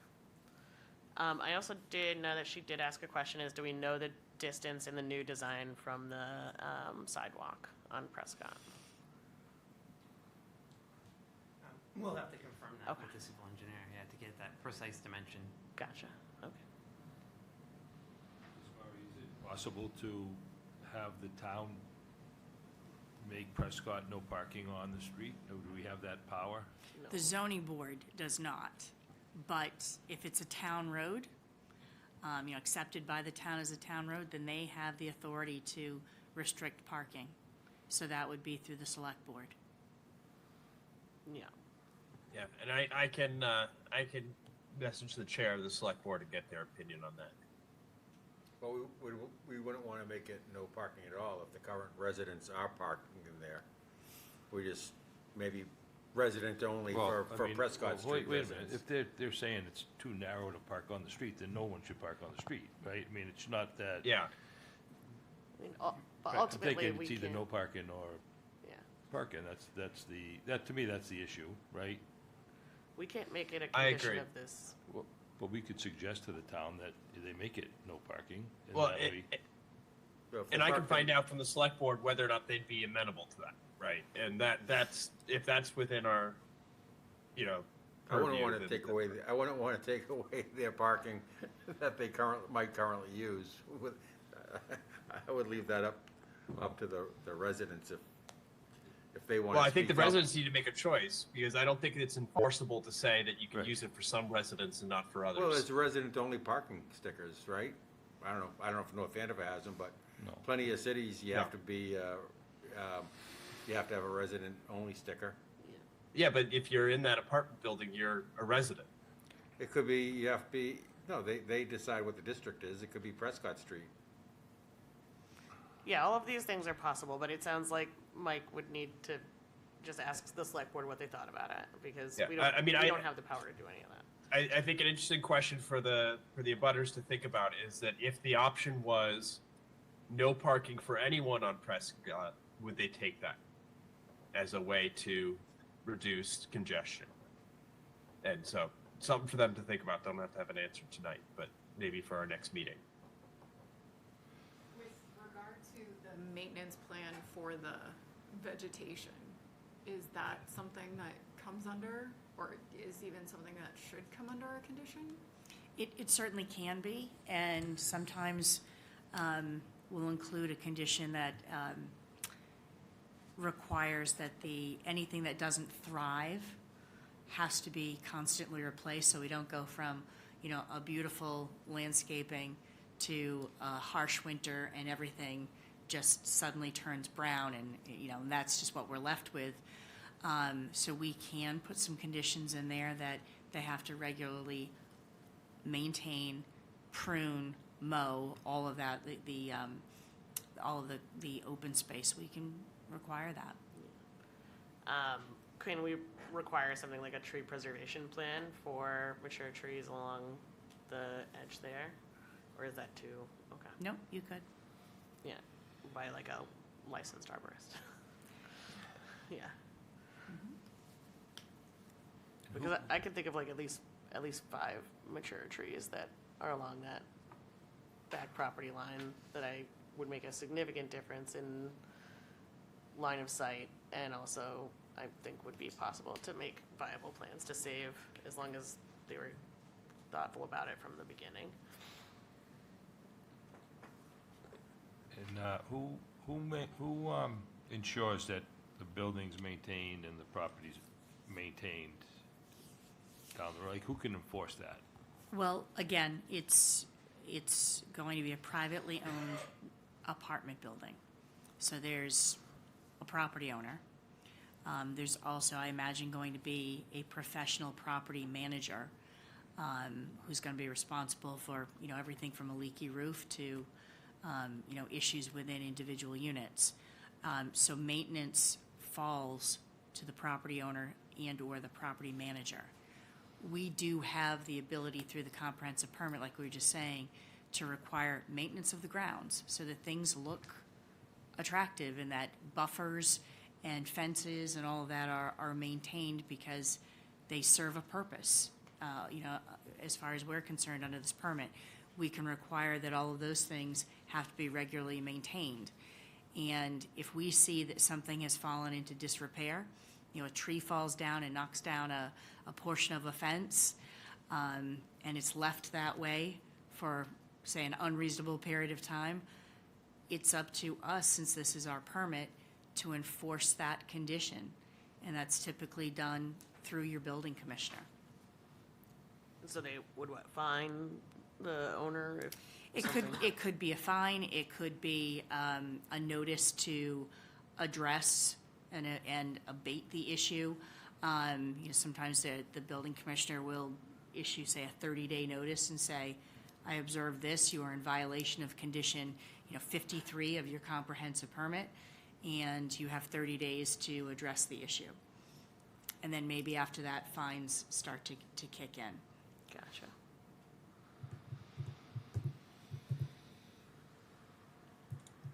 All right, do we have anyone else that is coming forward to speak tonight? No one else on the list. Do we have any? Come on up. Michael Ronayne, 24 Prescott Street. Was wondering if you could pull the pictures up so we can run through some of those.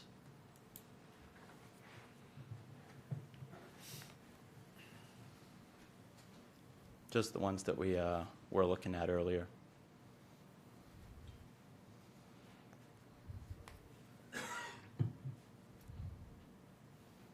And while it's getting pulled up, I just wanted to say, for the past 2 meetings, we've asked from the distance from the sidewalk and the front door at 24 Prescott and haven't gotten it, so just a funny coincidence, that's all.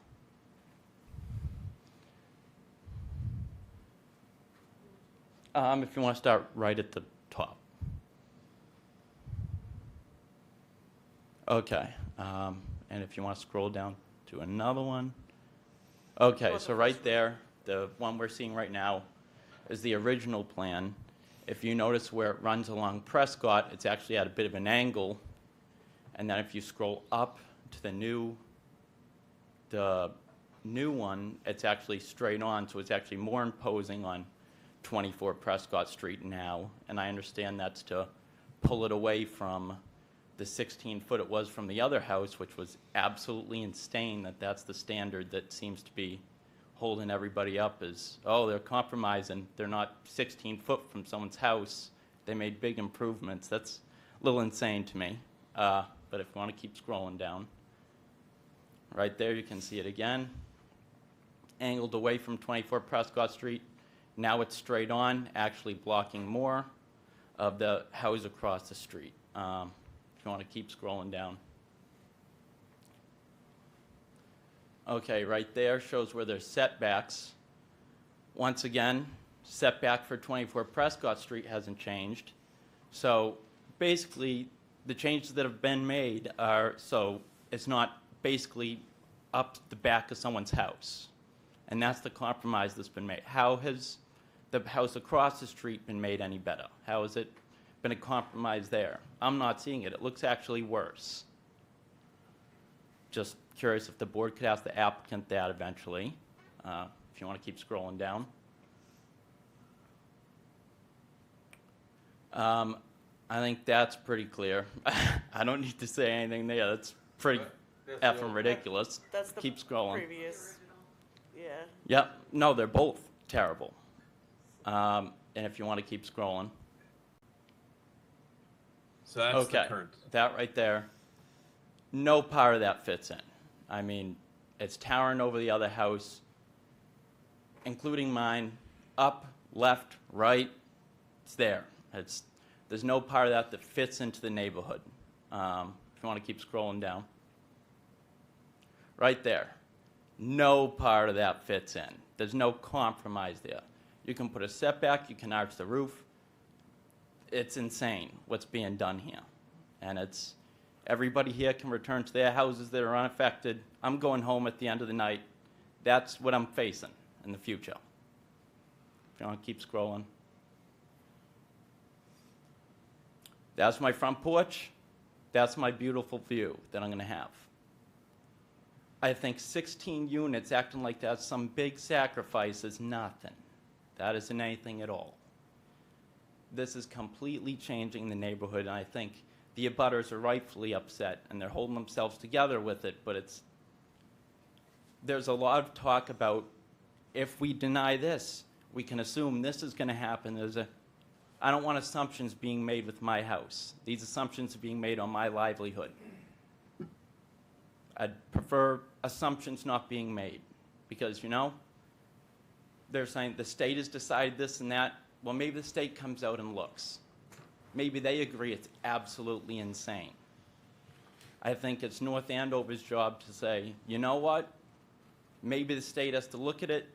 Maybe they realize this is absolutely ridiculous to be happening, that there's not assumptions being made, this will happen or this won't happen.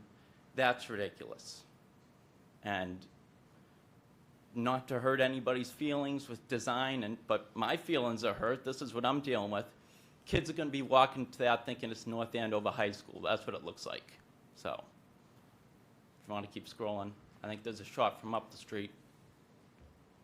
Look at that. I mean, where is the neighborhood?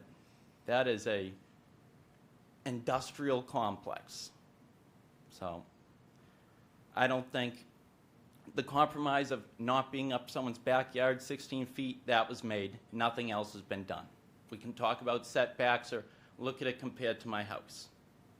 There's been, unless the applicant can tell the board an adjustment that has been made for 24 Prescott Street, I'm not seeing one. There's been no adjustment made. That's all. Thank you. Thank you. Mr. Steinberg, I think it would be helpful for the next meeting to just have the actual wall-to-wall distance number, but eyeballing it, it looks a little bit over 80 feet.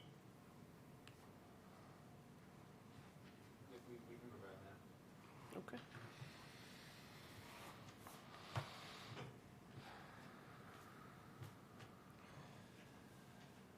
Anyone else have any public comment?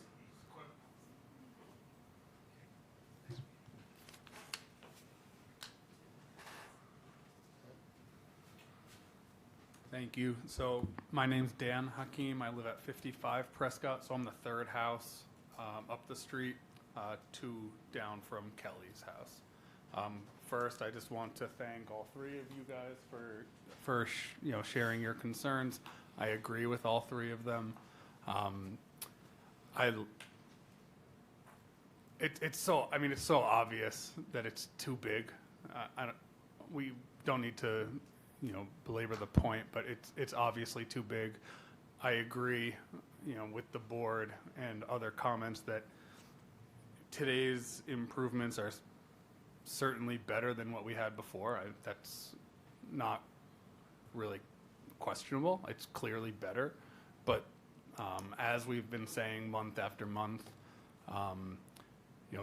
the quote unquote nipping and tucking of the edges doesn't make a meaningful difference in the overall scale of the project. I have one, in regards to the parking, Prescott Street, we don't want to remove street parking. I personally park on Prescott Street every day. My driveway is not small, but it's narrow, so I can only get one car in and out. I literally park on Prescott Street every day. If I have people over, they park in front of my house. It's totally reasonable. There's not really much of a curb, so we pull off a little bit onto the dirt strip between the sidewalk, and it makes it wide enough. The concern is we don't want hundreds of new residents moving in right next door to us and having the overflow parking of extra people coming all the way up and parking in front of all of our houses. I think that's a reasonable concern. An issue that has, maybe it's more applicable to me because of the situation of where my house is. There was than it is to most other people, but the property line fencing, we haven't gotten much detail into what that entails on the back side of the building. So on the basically my backyard. So right now, my yard backs up to the woods, and it's really nice to have the yard back up to the woods. I believe they mentioned the property line fencing would be to basically towards my property line, not towards the building. And I know that they want to do it that way because of, quote unquote liability. I guess my question would be, with full access to the woods by all people that are abutting that woods, how many liability issues have they had over the past however many years that they've owned that property? No, there's been no restriction to those woods ever before, and I don't think there's ever been an incident in those woods that would warrant their need to put the fence closer to my property rather than closer to the building. So that's one request I would have, is that their property line fencing should be towards their building and maintain that wooded area behind the house, behind our houses on Prescott Street. And then the second part of that is I believe it was, I'm sure actually what the structure of the fence was, but I'd ask that it be a high fence and an opaque fence, not a see-through fence where we're going to, have that visibility. I think a high, solid fence would also help just maintain that the privacy between the new building and our yards. I do think that because the grade is lower at their side of that wood line, I don't think you would see a fence because it would be so much lower. So like, I don't know that it would matter how tall it was, because it's more than like a 15-foot grade difference, I believe, from like the back of your property to the bottom where their building would be. Not along the I'm not talking about along the street. I'm talking about through the No, woods. along the back of the wood line is what I'm talking about. I guess maybe it would be good to see what that looks like, because we haven't seen any imagery from that side of the building. Yeah. 'Cause Yeah, it's hard to know. It's what hard to picture, We can yeah. I can picture the building, because it's obvious Right. it'll go across where the parking lot is and then even further into the woods Yeah. than it is now. But I just think in terms of like screening effect, then the fence being on the back of your property, I think would give you more visual screening. If you were looking for like sight lines, but I'd for also security like is to different. maintain the wooded feel of the yard and not have the fence Right. up to the back of my property. Yeah.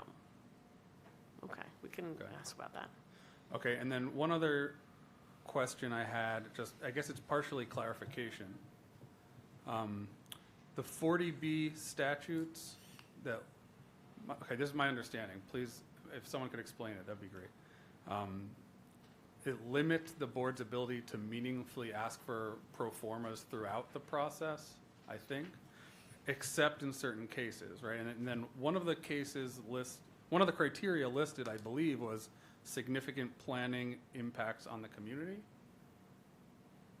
We can ask for clarification. Yeah. And then I think maybe earlier you mentioned that that you couldn't use the density as the density is not a significant planning impact on the community, maybe? Which it's hard to imagine Yeah. the density not being a significant planning impact. So this was like the Massachusetts Department of Housing's handbook for like guidance for Okay, zoning boards. so dealing that's a with this. different. And they were saying that, like, in terms of how you, like, your motivations for asking for conditions and changes, that just a straight up request for a density relief is not something that we are allowed to ask for in the case of a 40B. Okay, so density is not, but what about just height of the building? Certain dimensional things that's what we're kind I of know, trying I'm to saying dig into as far as we can. They're yeah. within the zoning with the 55 Yeah. feet or whatever, but, So, right, so we are limited by, in terms of like, if they're not asking for a waiver, then we can't tell them they can't do it. So like, we can say yes and no to waivers, individual waivers, so that's like dimensional requirements that are exceeding the zoning that we have in that area. okay. But if it's not exceeding the zoning that we have in that area, that we don't have a right to say, no, you can't do that, I believe, and we can ask our lawyer. But does that sound correct? No, I think that's correct. I mean, if they are meeting setbacks, like, the 35-foot setback that has been discussed a lot tonight, if that's what the current bylaw requires for that zoning district, you're right. Number one, they don't need a waiver from us for that because that is zoning compliant. And number two, we can't say, well, we want you to push it back 45 feet. Right. Because any structure that could go on that property be it a 40B or anything else, would only have to meet the 35-foot setback. Right. So, you know, we can't look at a pro forma just because we think it's too big, or we think it's not in keeping with the neighborhood. We have to identify some sort of public health, safety, open space, and environmental concern that we have to be able to link it to either a zoning bylaw or a requirement of one of our boards and say, this project is going to violate this bylaw. And we're not willing, just play this out, we're not willing to waive that requirement. That is supposed to then trigger this kind of dialogue like you've seen tonight with the developer of, well, if I can't get that particular waiver, then that means I can't get this number of units. The burden then shifts to the developer to say, can I somehow or other build this project or mitigate that concern? So maybe we don't grant a height variance, for example, but maybe they do ultimately change the gable roofing, or maybe they do bring in a step back, and maybe that's considered to be a compromise. So there has to be a little bit of back and forth with the developer. You know, we have to assert some kind of rule that we're not willing to waive. The developer has to be able to have an opportunity to respond to that through a redesign or other changes. And it's when we get to that point where nobody can budge any further, that is typically when the applicant would say, your denial of this requested relief is going to render this project uneconomic. That's the point at which we can engage in a pro forma review. But I want to say one thing. We've only got just a little under 6 weeks remaining before we have to close the public hearing. I'm not saying that the applicant wouldn't agree to a further extension, but as of right now, June 30th is our date that we have to close this hearing. And then what happens if we don't? Well, we don't want to go down that path because we have to, by state law, we have to close this hearing by 180 days. We're already well past that, so we've got an extension in place. That's our new deadline. We've got to render a decision one way or the other at that point. But if pro forma review is going to take place, we're only looking at a 6-week window.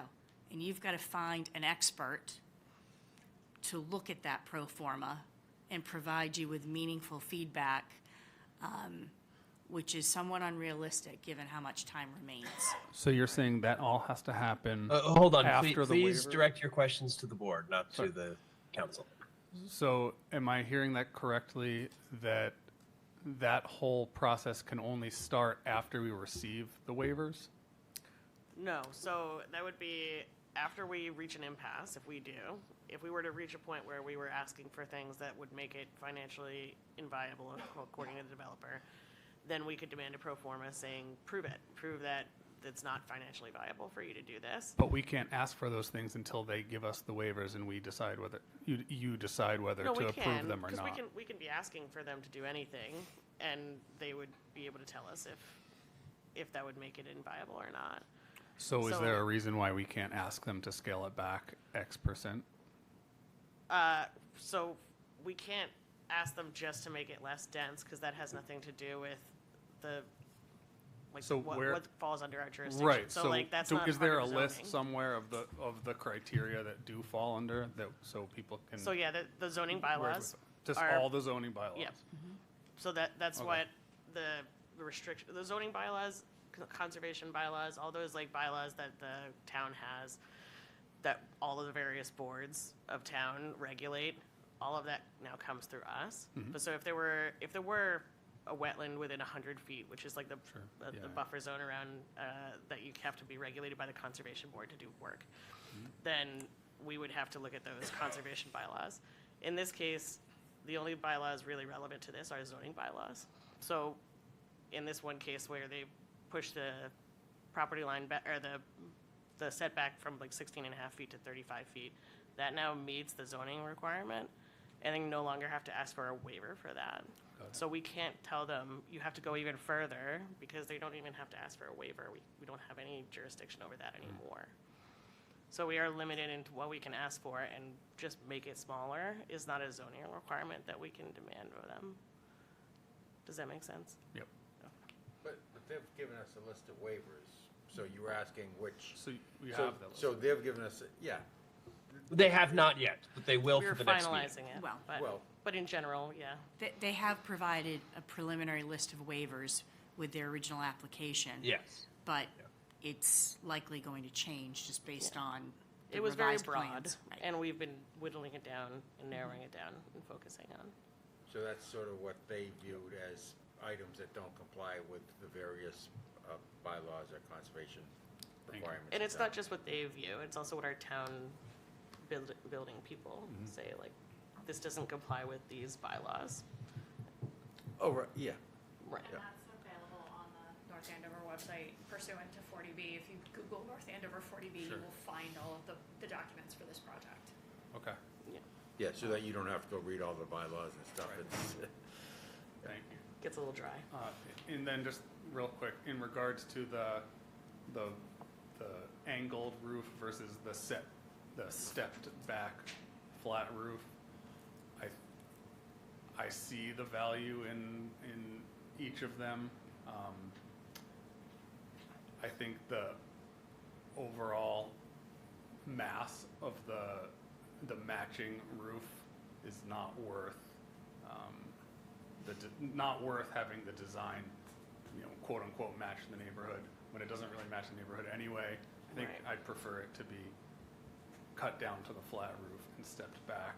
And then it at least maintains sun and sky for Kelly and Michael. But I guess I would leave that to their discretion as well. But that would be my opinion. Thank you. Thank you. All right, any further public comment? No, All I right. think so. So for our next meeting, we're going to continue to June 9th at 7 p.m. And it'll be here at the town hall. Sorry, actually, Mike, hold on one second. Would any of the other residents like to come back in and weigh in on the gable versus flat roof? Or is that just like such a non-issue compared to the size of it that anyone wants to weigh in on that?